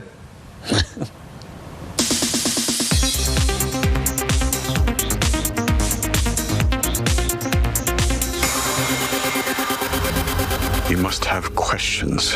Why can't your wife finish her book series? We're getting our first look at the new Anne Hathaway and Dakota Johnson thriller, Verity. The psychological film follows a writer hired to complete a best-selling book series after the author is injured and unable to finish it herself. It's based on the Colleen Hoover novel of the same name. It hits theaters on October 2nd. A new honor for Taylor Swift. She'll be inducted into the Nashville Songwriters Hall of Fame at the age of 36. Swift will be the youngest ever awarded the honor. She's won 14 Grammy Awards and began her career as a teenage country singer. The induction ceremony is later this fall. Have I told you lately that I love you? Rod Stewart is canceling his upcoming tour dates after having a heart procedure. It was announced on the 81-year-old singer's Instagram page that he had successfully undergone a routine coronary stent procedure. Doctors are pleased with his recovery. Stewart will take the next 4 weeks to recuperate before returning to the stage. Casey Affleck is celebrating a milestone birthday. The Oscar-winning actor turns 50 today. And that's what's happening in Hollywood. Melissa Adon, ABC News.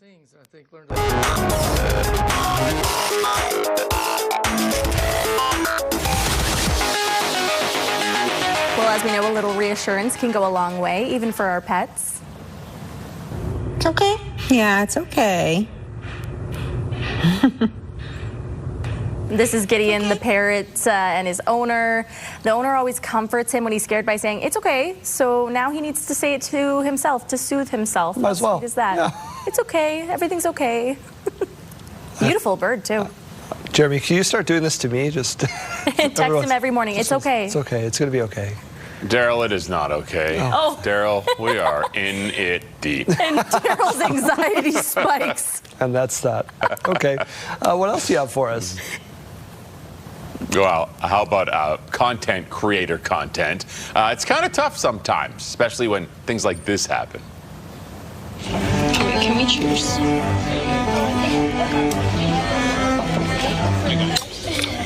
I got it. Yeah, Hannah was trying to get a video of them cheersing for her gram. Unfortunately, her boyfriend tried to clean off his glass beforehand, breaks the stem right off. I'm sorry, Apparently but this if a happens restaurant fairly frequently. If a restaurant is having their glasses break that easily, you need new glasses anyways. Yeah, it's kind of cheaped out, it appears. Yeah. She probably did better with this post than she would have with any of her other content. If you have trouble remembering when to breathe during a workout, here's a fun hack. Oh, you don't breathe. Put a harmonica in your mouth, you'll find out real fast if you're breathing or not. Yeah, I've seen labor coaches doing this too for women in labor. Yeah. Oh, yeah. Wow. If you ever decide to have another one, I need you to do this. Yeah. That's it for us for right now. Time out. We're back after this.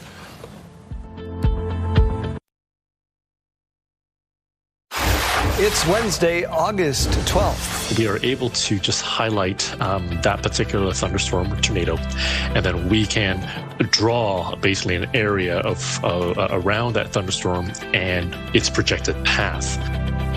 Environment and Climate Change Canada making some changes to the alerts you see on your apps.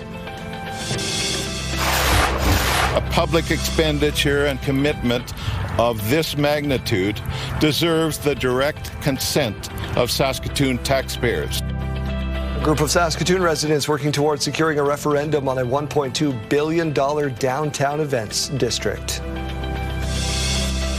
When I see these young athletes, they are putting in a lot of effort and time and dedication, and their parents and families are too, by supporting them.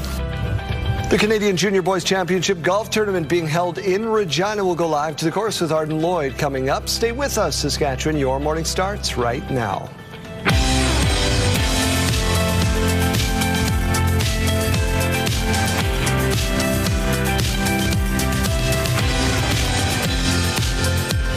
Oh, hello there. Welcome to your morning. It's Daryl and Kayleen. Yeah. What's going on today?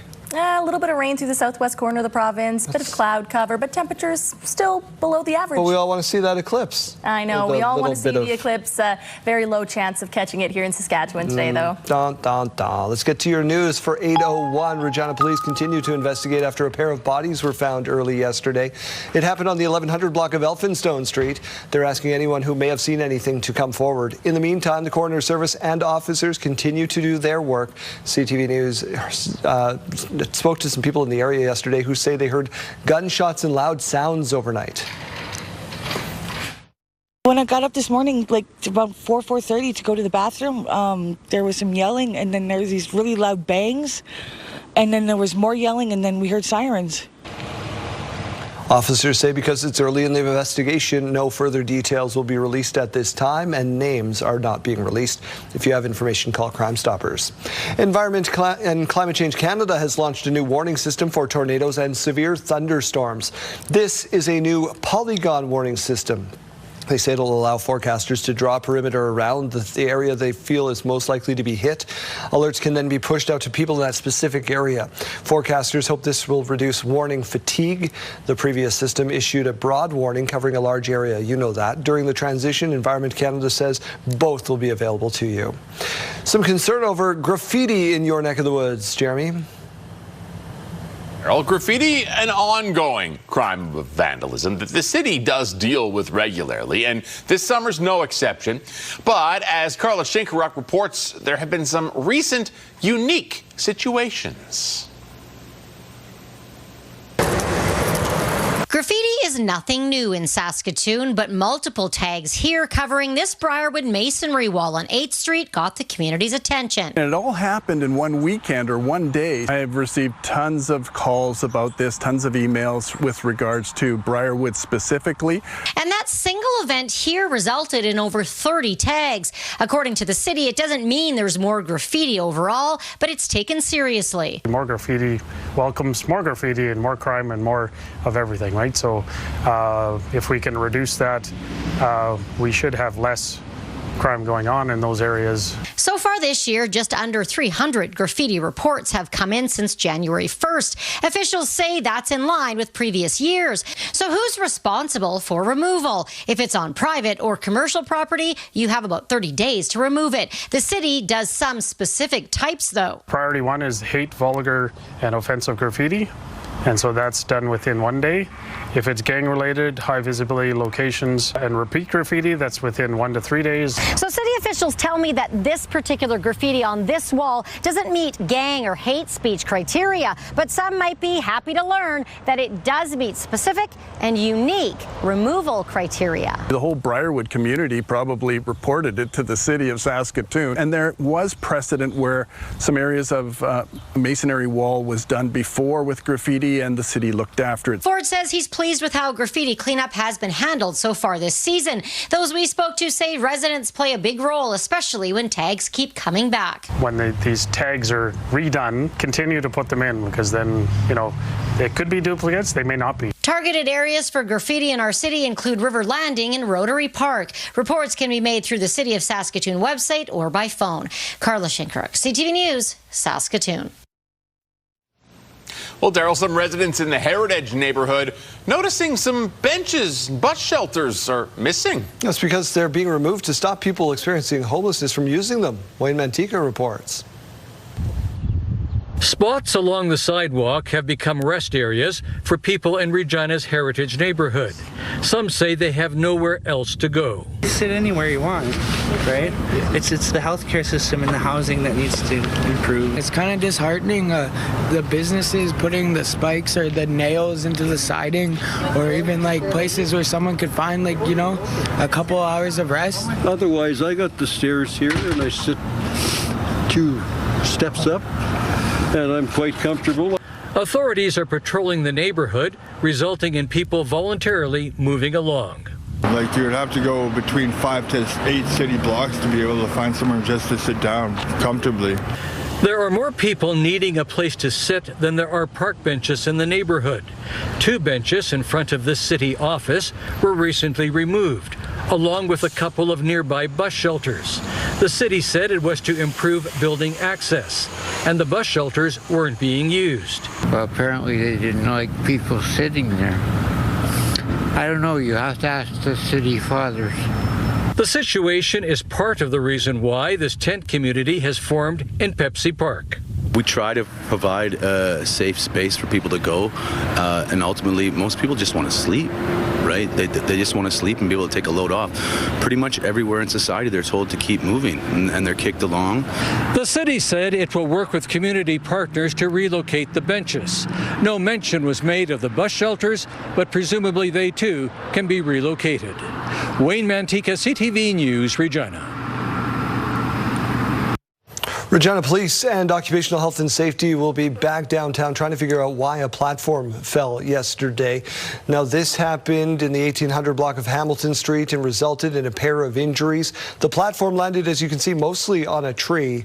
The investigation is ongoing. Officials from around the world are in Denmark this week working towards shoring up global defenses.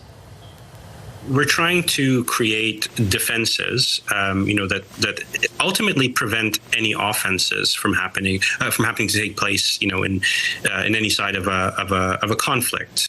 Now we're in. It's called DISH. That stands for Defense Innovation Secure Hub. The University of Saskatchewan, along with the University of Calgary, received a $20.3 million grant to set up some cutting-edge, ultra-secure spaces using quantum science. Saskatchewan researchers excited to be part of that project. You can learn all about it by streaming our conversation right now on our website. While there's been plenty of turnover on the roster for the Rough Riders due to actual injuries, turnovers, taking the ball away, that's been harder to come by. Jacob Carr reports.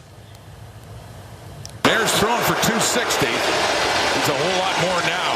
Hearing that intercepted. That interception by Jonathan Edouard was the first of the season for a defensive back in the Riders secondary. Last year, it only took until week 2 for the secondary to register an interception, so the DB room is feeling good after checking that box off this season. It felt great to get it for Coach Bell and Coach Mays, being the first DB to get one and going against my old head coach, Rob Dewey, so it was a privilege. But for Edouard, who is filling in for the injured perennial All-CFL player, Roland Milligan Jr., getting the chance to prove his ability in Sask is something he doesn't take for granted. It means the world to come in here and they trust me and letting me play and taking the leash off me, as they say.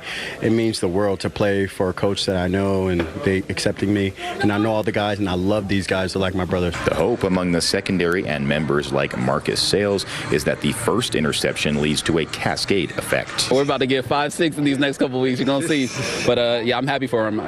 Ever since he's came in, he's been doing exactly what we need him to do. I mean, he's taken over Roland's spot and, there's been no drop off. So, I mean, he's just going to continue to improve. Despite having just 13 total turnovers as a defense, well below the pace of the 41 turnovers the Riders had last year, the team says they are still in good spirits. The encouraging thing, I think, is, I think we're still maybe +3 or something like that in the ratio. And, we only had the one in the back end so far, 3 total, but we're still creating turnover. Despite only registering 3 interceptions through their first 8 games, Riders players and coaches don't seem worried as they are still finding ways to put wins on the board, currently sitting at 6-2 and atop the West Division. Jacob Carr, CTV News, Regina. See that, Jacob. Thank you. You may be able to see part of a solar eclipse today. Further north, you'll get slightly more moon coverage over the sun, but here in Canada, there's not. It's not a very big eclipse. It's very much a partial eclipse. So if you do have some eclipse glasses laying around, 10:50 a.m. on Wednesday, that is the peak time. Here in Saskatchewan, it's a partial. You heard Sam say it. Max coverage in Regina and Saskatoon around 3% and 6% respectively. Saskatchewan will have a better view of a partial lunar eclipse on August 27th with more than 90% of the moon blocked by Earth. As for a solar eclipse, you'll have to wait until 2029 to see a 75% or more of the sun covered here, and until 2044 for Saskatchewan to be in the path of a total solar eclipse. Over to more maps with Kayleen Sawatsky, who knows how to read them better than I do. Thanks, Daryl. Let's get to this morning view. It's brought to you by Stars Lottery. Your ticket funds life-saving care across Saskatchewan. Temperatures are starting to warm up this morning, so that's nice to see. 14 degrees, mix of sun and cloud, and winds coming in at 6 kilometers per hour. Calm winds through Saskatoon as well, and really all of northern and central Saskatchewan. We're at 15 degrees now with that cloud cover, and we did see a little bit of rain in Saskatoon just a few minutes ago. That system has been pushing away from Saskatoon. However, the larger part of the rain that we're seeing in the province is down through the southwest corner of the province, and that's going to continue into the afternoon today as well. You also see a system impacting the far north part of the province as well, and if you're in central Saskatchewan and not getting a little bit of rain, we are seeing quite a bit of cloud cover for this day. Now, later on in the morning, we see that system expanding over to Estevan. It does go into the mid to late afternoon as well, but still the most of the rain that is going to be falling by the end of the day is going to be in areas around Swift Current. We have about a 30% chance of that rain coming to Regina today, so it's not super likely, but the chance does exist. Into tomorrow, still seeing some rain moving in. It does come with that risk of thunderstorms as well. That is likely going to be impacting mainly the southwest for the early part of the day, and then into the afternoon hours, Saskatoon and areas just north of Prince Albert also going to be seeing some of that rain as well. But let's go back to today and how much rain is expected by the end of the day. 14 millimeters now expected by the end of the day for Swift Current, about 6 millimeters expected for Moose Jaw, and about 3 millimeters for Estevan. So it does taper off a little bit as it tracks eastward. Today's forecast with the temperatures still below the average, but still not so bad. 19 in Swift Current, 23 in Moose Jaw, 23 in Regina, 21 in Saskatoon, and 22 in Yorkton. Here's a look at your 5-day forecast now. So as we just showed you on our Futurecast, rain on the way for the coming days. 22 degrees on Thursday, though. Friday is the coolest day of the week for many parts of central and southern Saskatchewan. So temperatures in a lot of places going to be dropping below the 20-degree mark. For Regina, that's going to be 18. 21 on Saturday with a mix of sun and cloud, and a lot of sunshine currently being seen on our maps for Sunday, 23 degrees. In Saskatoon, again, rain on the way for the coming days, 21 on Thursday, 18 on Friday, 20 degrees on Saturday, sunshine on the way for Sunday with that high of 23 degrees.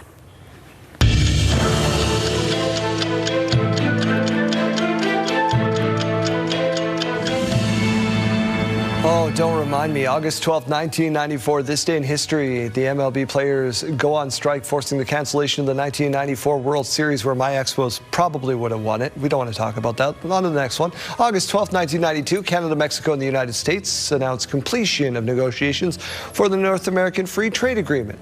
August 12th, 1877, American inventor Thomas Alva Edison invents the photograph. In 1908, Ford Motor Company builds the first Model T car, which Henry Ford himself tests on a hunting trip to Wisconsin and northern Michigan. And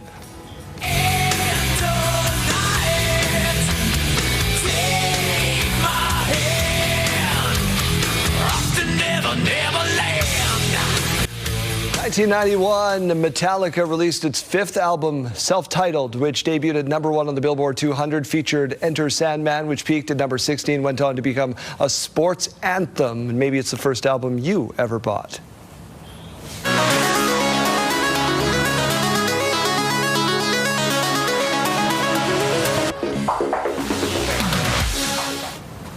In case you missed it, a group of Alaska high school students have cracked the code. They've created what might be a bear's worst nightmare. They're welding students at Kodiak High School. They took on the challenge of constructing a bear-proof dumpster. Dumpster filled with food bears love. They had salmon in there. They had peanut butter. This was the third attempt in 3 years by the students, and you know what they say, third time's a charm, because they did it. The bear could not get inside to get that tasty fish. Look how frustrated. Daryl, you just said they're taunting it, but this is painted fish on it. No, but this is a good thing, though. We shouldn't be letting bears into the dumpsters and finding unnatural food sources. What if it's Yogi Bear and he's got a cute little hat? I still don't think we should be feeding Even the bears. worse, call All the he ranger. wants is some food for his picnic basket. He can go down to the river. All right. Well, question of the day. Maybe down by the river there's some soothing sounds from the first album you ever bought on this National Vinyl Record Day. Yeah, and you know what? I'm sorry. We are not getting through all the answers we got on our text line today. Wow. We're going to have to speed run it, but oh my goodness, thank you to everyone who answered. Kevin saying my first album I bought was Welcome to the Real World by Mr. Hit songs Kyrie and Broken Wings. Jody saying my first record was Grease, double album Beach Boys. Okay. Yeah. My first album was Britney Spears, Oops, I Did It Again. That one came in a few times, surprisingly. Gloria in Saudi, Build Me Up Buttercup by The Foundations wasn't an album, just a 45. Yes, I still have it. Oh, I like that. Yeah. Kim saying first vinyl I bought myself was Mini Pop. Yeah. First cassette was Michael Jackson's Thriller. For sure. Nice. Yeah. We had Anita in Yorkton saying Whitney Houston, bought at Top 40. I was around 10. Cool. My first CD would be Britney Spears, Hit Me Baby One More Time. Another great. Somebody bought Dre. I like that. Dr. Dre. There you go. 2001. I remember that. Oh, I know. Jeez. We had Alan saying the first record I bought with my own money was a 45 RPM single, I Get Around by the Beach Boys, 1964. The B-side was Don't Worry Baby. Both songs, huge hits. Have you seen a 45 before? Yes, I have. Yes, okay. Yeah, don't worry. Oh, thank goodness. Don't worry. Bentley saying my first album I bought was Grand Funk Railroad, an American band. We had, classics. Yeah, another one. My first vinyl record was a 45, bought at a music store in Swift Current in 1966. Mrs. Brown, you have a lovely daughter. I still have that 45. Wow, that goes back. And Ron saying first tape, Mini Pops, great. Let's Dance. Again, I'm so sorry we can't get to all of the answers, but thank you to everybody who took the time to text us today. I did read every single answer.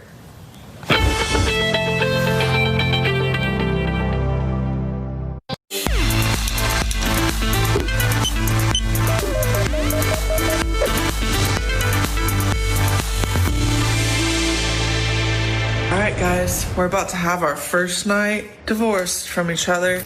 Lindsay and Jared Shelton have been happily married for more than 12 years. But lately, their bedtime routine looks a little different than it used to. Instead of snuggling together, they kiss goodnight and head off to separate bedrooms in what's known as a sleep divorce. I mean, he's been snoring since the first time we slept in the same bed together, but it started bothering me more the longer we were together. I'm not really sure if I can keep doing this. Yeah, I've always had trouble sleeping, so anything wakes me up.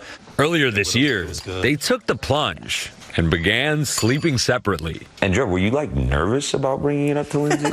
A little bit, yeah. Because I think a lot of people equate sleeping together with intimacy, and I didn't want her to think like we were separating emotionally or anything like that. Somewhere around 1/3 of couples at some point will choose to sleep apart from their partners, so-called sleep divorced. Okay, you guys, this is night 2 of sleep divorce. And they're not alone. Other couples posting about their solo sleeping arrangements too. Start off, my room is on the main level. his room, you have to go upstairs. Even celebs are getting candid. Actress Kaylee Cuoco telling the Armchair Expert podcast how her fiance broached the issue. So he's like, how do you feel if I sleep in that other room? And he goes, let's try it. Game changer. But does a so-called sleep divorce spice things up? Or could it lead to an actual divorce? The concern that so many people have is, oh my gosh, if we choose to have a sleep divorce, that necessarily means we're headed straight to a real divorce. And that is simply not the case for most couples. But the key is how you approach the conversation about sleeping apart. Health Report, brought to you in part by SEIU West, Saskatchewan's first healthcare union. Our Mike Siona has had a busy morning. Let's go back on location one final time to set up Game 2 of the WCBL's East Division Final. Mike. Well, Saskatoon getting set to host Moose Jaw tonight in that Game 2 of the East Division Finals at WCBL. And this is it. One shot, one game, potentially, at least one game here in Saskatoon, joined by Allison Hladdy again. Talk to me about the ambiance at the park. Absolutely. I mean, on top of the baseball, we love to have fun at the park. We love to have a good time, do lots of silly games, chugging beers, running races, those kind of things. So we're excited to have everyone back for another game in the playoffs.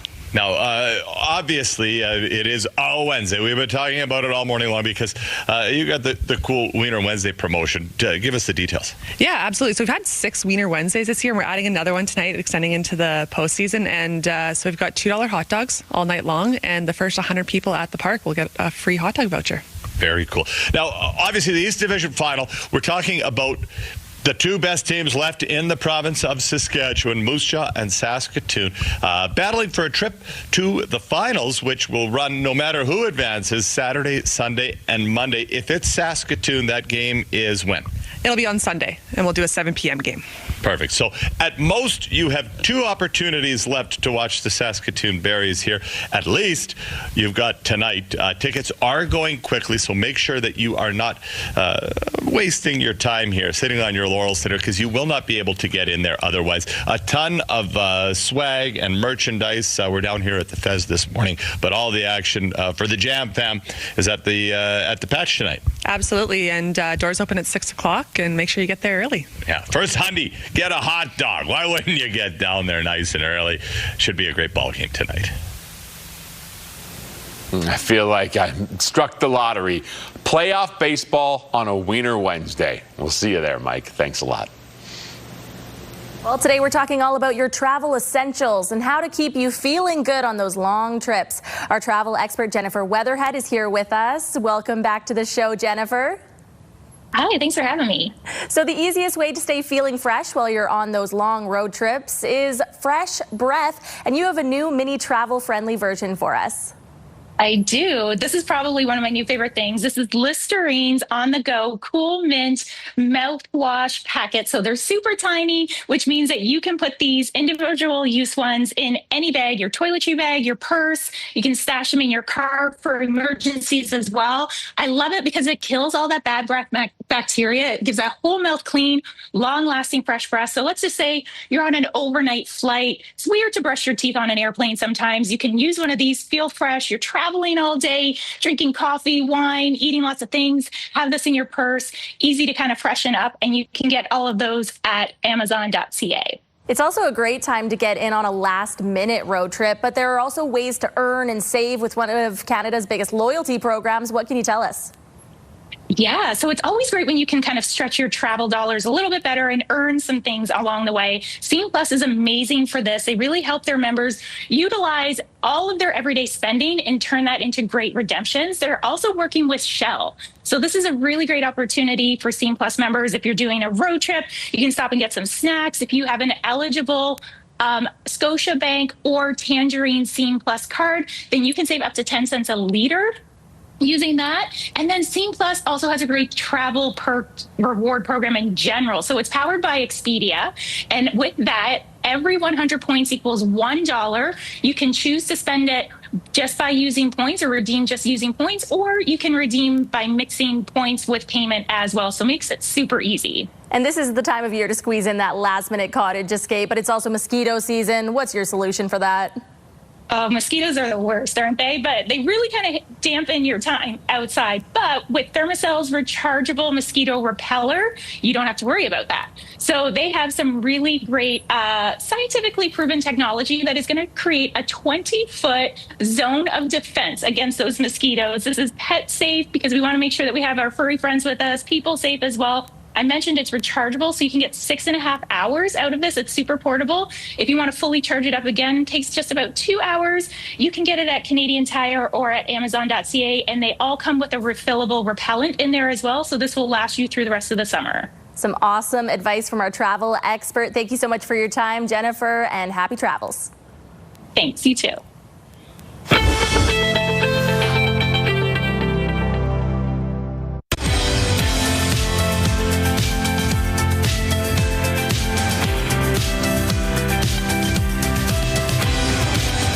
8:30, welcome back. My name is Daryl. Let's get to your headlines. A group of Saskatoon residents want to put the future of the downtown entertainment district to a public vote. They're working towards securing a referendum, starting with a website to see if there's enough interest. Stacey Hine reports.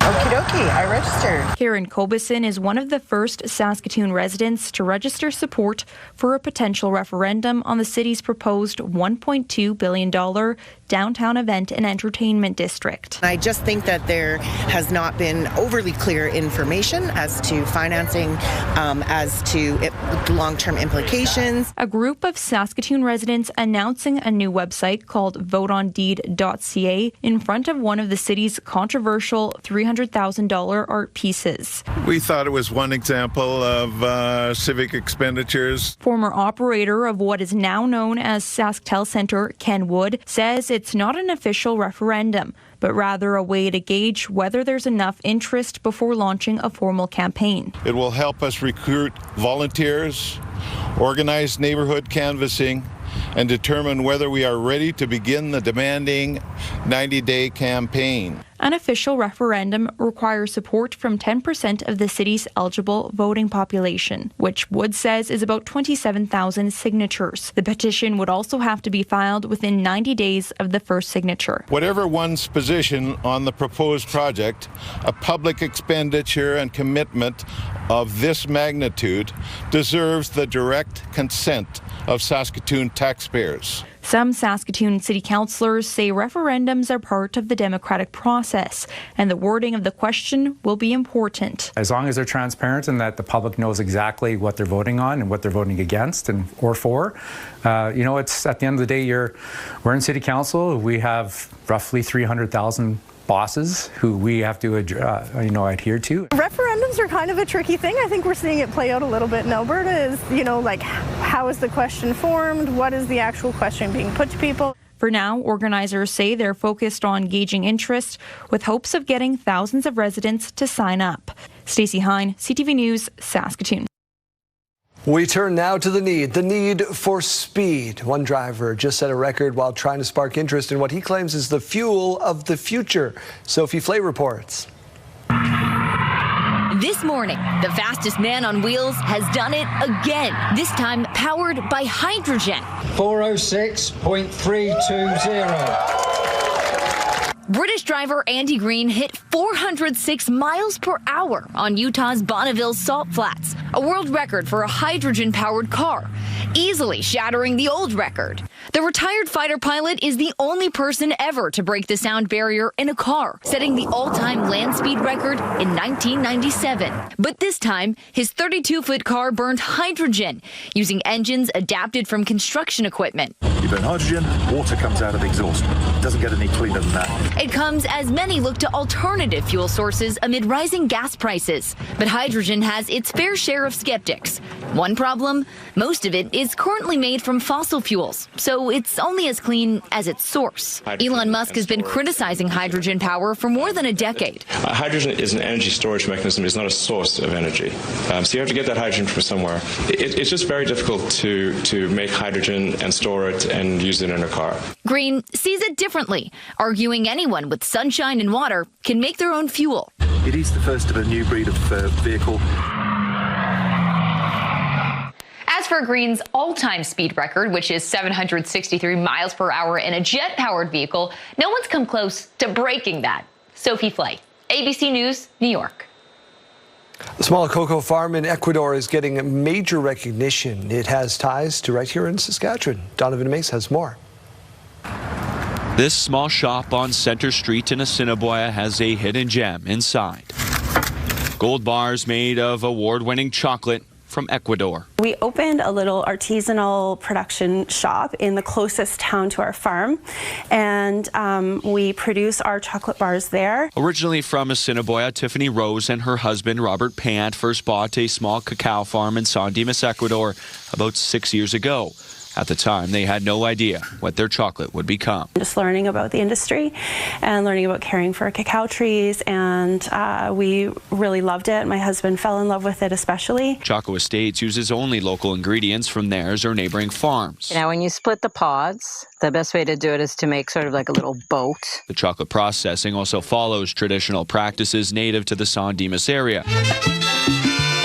They've only been producing their bars for less than 2 years, but Rose and her business partner, Kristen Crash, entered 2 of their confections into the Craft Chocolate Challenge, the dark chocolate vegan gold milk bar, ending up winning the Top Innovation Award for its unique style and flavor. We were absolutely stunned to win because we thought we're just new, we don't have a lot of experience, we didn't really have any expectations.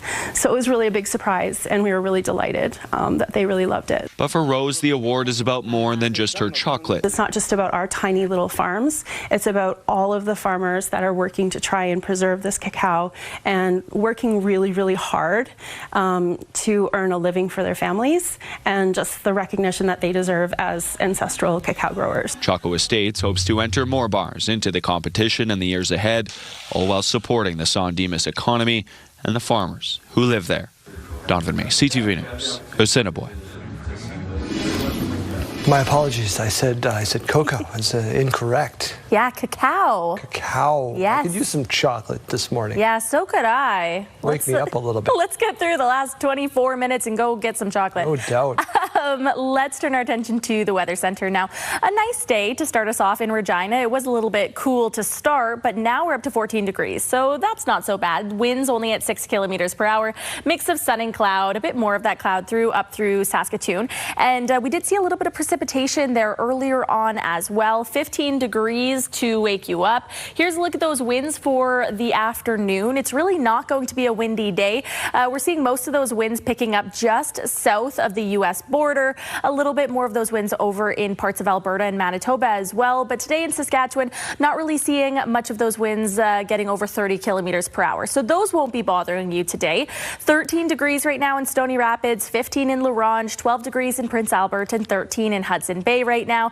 In the south, we're seeing a lot of 14s. 14 in Swift Current, Moose Jaw, Assiniboia, Estevan, and Yorkton to start the day. 13 in Kindersley and East End. 15 in Weyburn right now. Today's forecast still below the average. 19 degrees with some rain in Swift Current. That has already started. That is likely to continue into the afternoon. Moose Jaw could also be seeing a bit of that rain. 23 degrees. 23 in Estevan. Also could be seeing just a little bit of drizzle, not as much as what we're seeing down through the southwest. 24 in Weyburn today, 23 in Regina, and 21 degrees for Saskatoon, the Battlefords, and Prince Albert. So we said below the average. By how much, you might be wondering? Well, the average is 26.1 in Regina. That is down from just a couple days ago.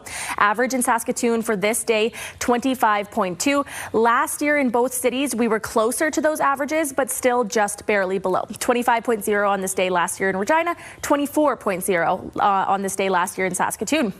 The record-setting year was 1940 for both cities. 39.4 was the record in Regina, and 39.4 in Regina, 34.4 in Saskatoon. Here's a look at that 7-day forecast now. Rain on the way for the coming days, Thursday and Friday. Temperatures really dropping on Friday across the province. 21 on Saturday, though. A bit more cloud cover on that day. More sunshine on the way for Sunday. 23 degrees. Monday, lower chance of seeing some rain, but we do have the chance. 23 and 24 24 on Tuesday. In Saskatoon, we're seeing rain for Thursday, Friday, and Saturday. Temperatures again dropping to 18 on Friday. The sun is coming out on Sunday. 23 degrees. Make those plans to get outside. 22 on Monday and 24 degrees on Tuesday.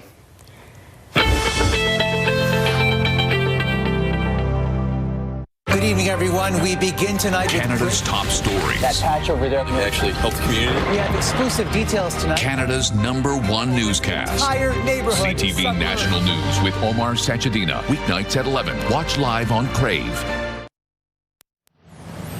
The Junior Golf National Championships are happening at the Wascana Country Club. Let's go back and rejoin Arden Lloyd this morning. Arden? One final time, we're here at Wascana Country Club. The tournament is underway here for day number 2, and I'm joined by Rogan.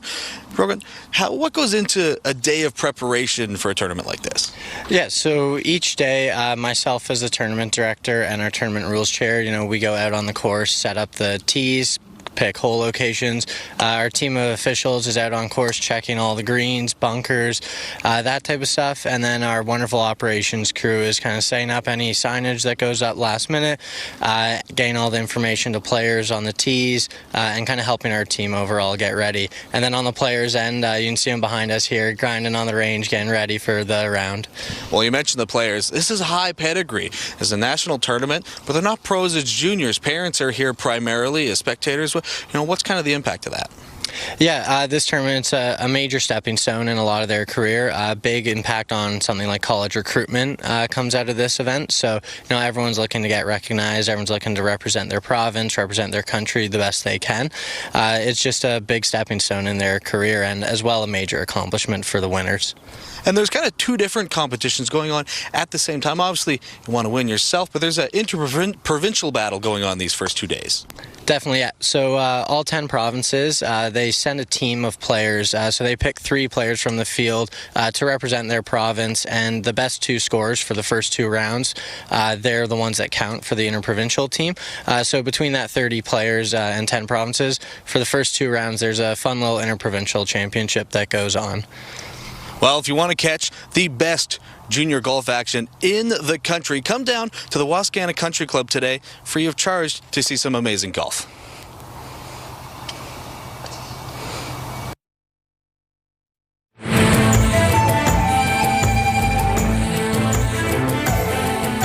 Greetings, everyone. The musical traditions of Indigenous peoples across North America are rich and diverse.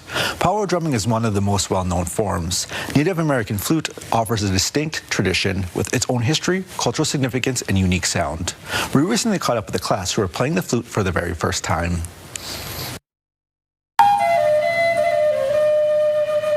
For most of the day, this group of youth have been testing out their new flutes with the guidance of longtime flute player Dicky Uzichipi. The students are learning to make music. Uzichipi has been playing since he was 5 years old, learning different styles along the way. There's different styles of play. Like we have Naheo way, which is a Cree. We have the Dakota way of play. We have our tribes from the south, the Navajo, the Kiowa, Comanche, as well as the Navajo. I mean, everybody has their own style of play.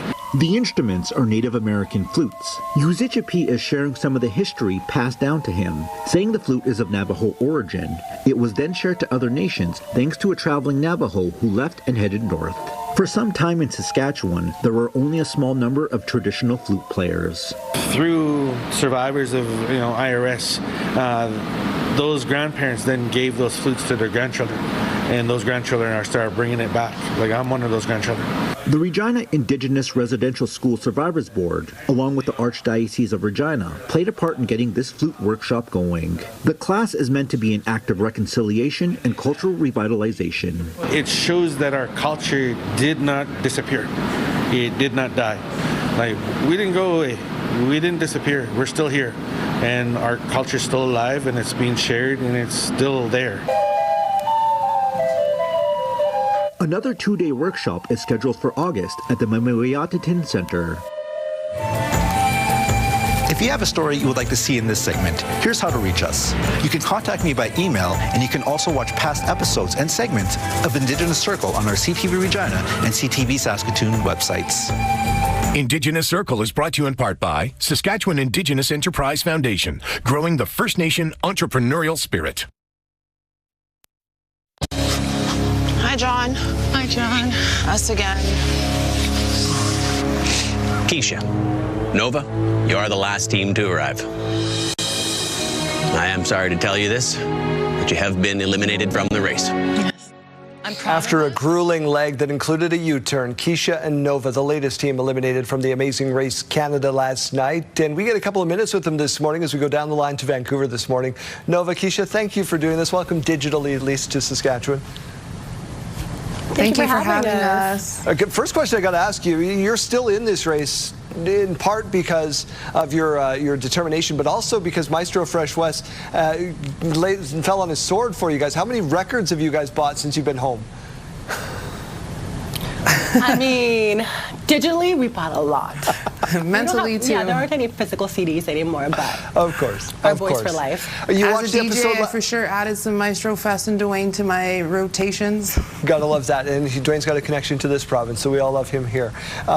Just how much fun was competing on this race? I know this is a dream for a lot of people.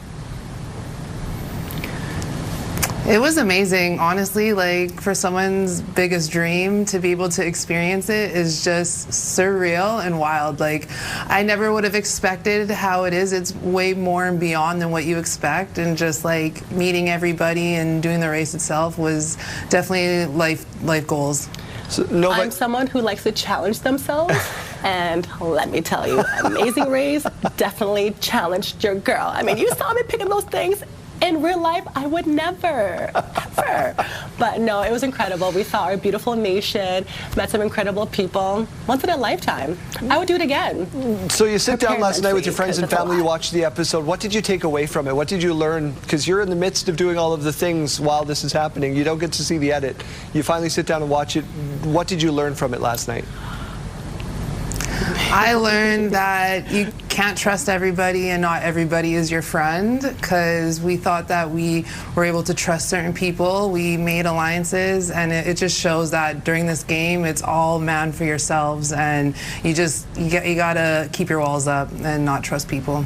Yeah, to add to that, reality TV is reality. This is what happens in real life as well. People will give you promises, go back on their words, and it's just life. Sometimes you win, sometimes you lose, and that is okay. We're always going to win. We're winners, baby. Winners at heart, winners at life. Okay? Put some respect on our names. Is this the moment where your heart really, truly sinks? You get up here and you see your name on this board? Yeah, we didn't expect it. Like, it makes sense. Like, they wanted to try and take out so-called weaker team, but you know what? We weren't weak. We went through many challenges. We were an easy scapegoat. Yeah, we went through a lot of ups and downs, but we never gave up. We never quit. We literally had each other's backs, and I'm proud of everything we conquered. Take us through a couple of these challenges, because this was not an easy leg. No. Especially the canoe. The canoe was really hard. Yeah, it was so windy out there. It was raining. Like, we kept getting drifted back. Like, it was a challenge. But again, we never gave up, and we completed it. And the wind was definitely not on our side. And those summer games, kids make things look so easy, because when I tell you, everyone was struggling. Like, I'm like, how is it hard as it to throw a stupid frisbee? That beaver. Those beavers? Oh, I know you're the national animal, but No, thank you. No, thank you for now. No, thank you. Ladies, thank you so much for spending a couple of minutes with us. It was a lot of fun to watch you on your journey, and you at home can continue to watch The Amazing Race Canada every Tuesday night at 9 here on CTV Saskatchewan, streaming the next day on Crave. And you're going to see us soon. It's not Thank the you so much for having us. Thank you for having us.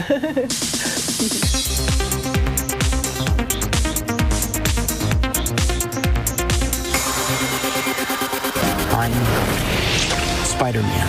Summer blockbusters are shattering records. Spider-Man broke the North American record for an opening weekend, bringing in $360 million US at the box office.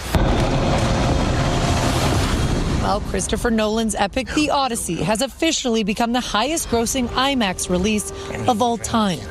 The two films giving a boost to movie theaters. It's better if you go to the cinema, because there's so many people there, like, you can feel feel the emotions through the other audience as well. The North American box office has officially topped $4 billion this summer, according to analytics company Rentrack.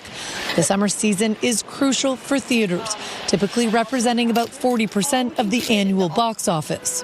What is it about the big blockbusters that you makes want to see them in the theater? I don't really know. It's just like more exciting.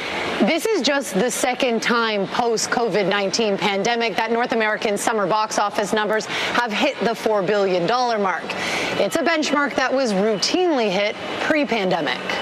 And the hope for theaters is that this is not just a blip, but rather a sustained return to seeing movies on big screens, devoid of the distractions that come with watching from home. I think that we are going to see people going back to theaters. I think that it in some way may depend on what movies get released, but there's all these like little ones coming out of left field that are really grabbing people's attention. And with a few weeks still to go until the Labor Day long weekend closes out the summer movie season, insiders say it's quite likely that this summer is the most profitable one for the movie industry since 2019. Sandy.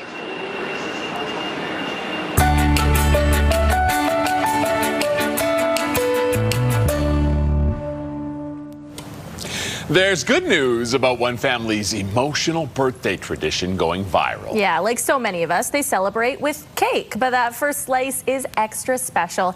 NBC's Tom Lamas explains. This piece of cake. In the Woods family, birthdays are a time to celebrate each other. Is for my big sister Azaya. Each year, the birthday kid gives the first piece of cake to the person who helped them the most. So when it was 9-year-old Othello's turn to share his slice, he picked his older sister, Azaria. I'm giving this piece to Azaya because she's the one that's been helping me in school with my computer problems. She's the one that played with me when I didn't have no one to play with. 11-year-old Azaria, overjoyed to be picked. Still feeling that emotion when we talk to her. She loves her brother.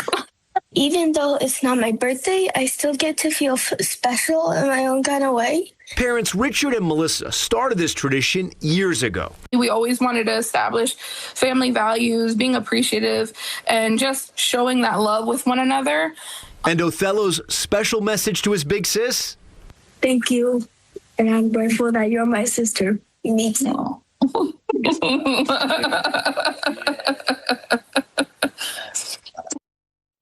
You've seen this going on social media. I've seen it, yeah, and I think it's a really sweet tradition to start.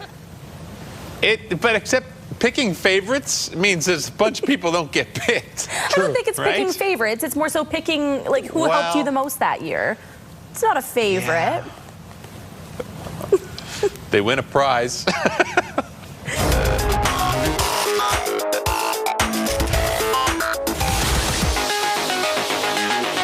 The robot you're about to see was built to take a tumble. The tri-bar is made of 3 rods. There it is. On elastic cables. It can move along ice, sand, grass, hills, stairs. It's like a slinky, but it's got its own little battery pack. If it takes a fall, it just keeps on moving. How is crawling robot made of 3 sticks useful? Well, the tri-bar works as by always sensing its surroundings and readjusting the system so that it can help future robots recover from hard falls. Thanks, Daryl, for that information. If it comes towards me, I'm kicking it. Can we? Yeah, bye. I'm kicking it like a soccer ball. Can we create something that helps humans not fall or get back up? Not robots? Yeah, technology evolves in weird ways. A leads to B, B leads to C. I'm gonna kick it too. I'm gonna kick it too. All right. Let's get over to you, Jeremy, for another one. All right. Here's the first rule of Scottish Fest. Have to be Scottish to have a great time here. Yeah, Scottish Fest at Fergus, Ontario. A rousing success this year. Start party with a parade, and then they go for 4 days. Live music, food, Highland games. Everybody's welcome, and it's all about inclusivity. Of course, Scottish this Fest one's a will good be the story. 82nd edition next year. So I wish I knew where the video was. We had the Scottish Games people come to the studio one year, and Kerry Smith, God love him, he tried to do the caber toss, and he had it, and it was up for a while. And there's, if you know the area, there's satellite dishes out on our driveway in. He just about took out one because he started losing it. Oh, okay. The video is great. I'm going to try to dig that up. Oh, my goodness. Okay. Let's get to one last one before we end the show. This year's Ugly Potato Day set a world record. Oh. Farmers care. We see that you're going through a hard time, so we have over 25 farms that donated to this. Heppel's Farm in BC has started a tradition of giving away so-called ugly produce that stores won't sell. Everybody gets to love it. Ugly carrots for everybody. Enjoy your Wednesday.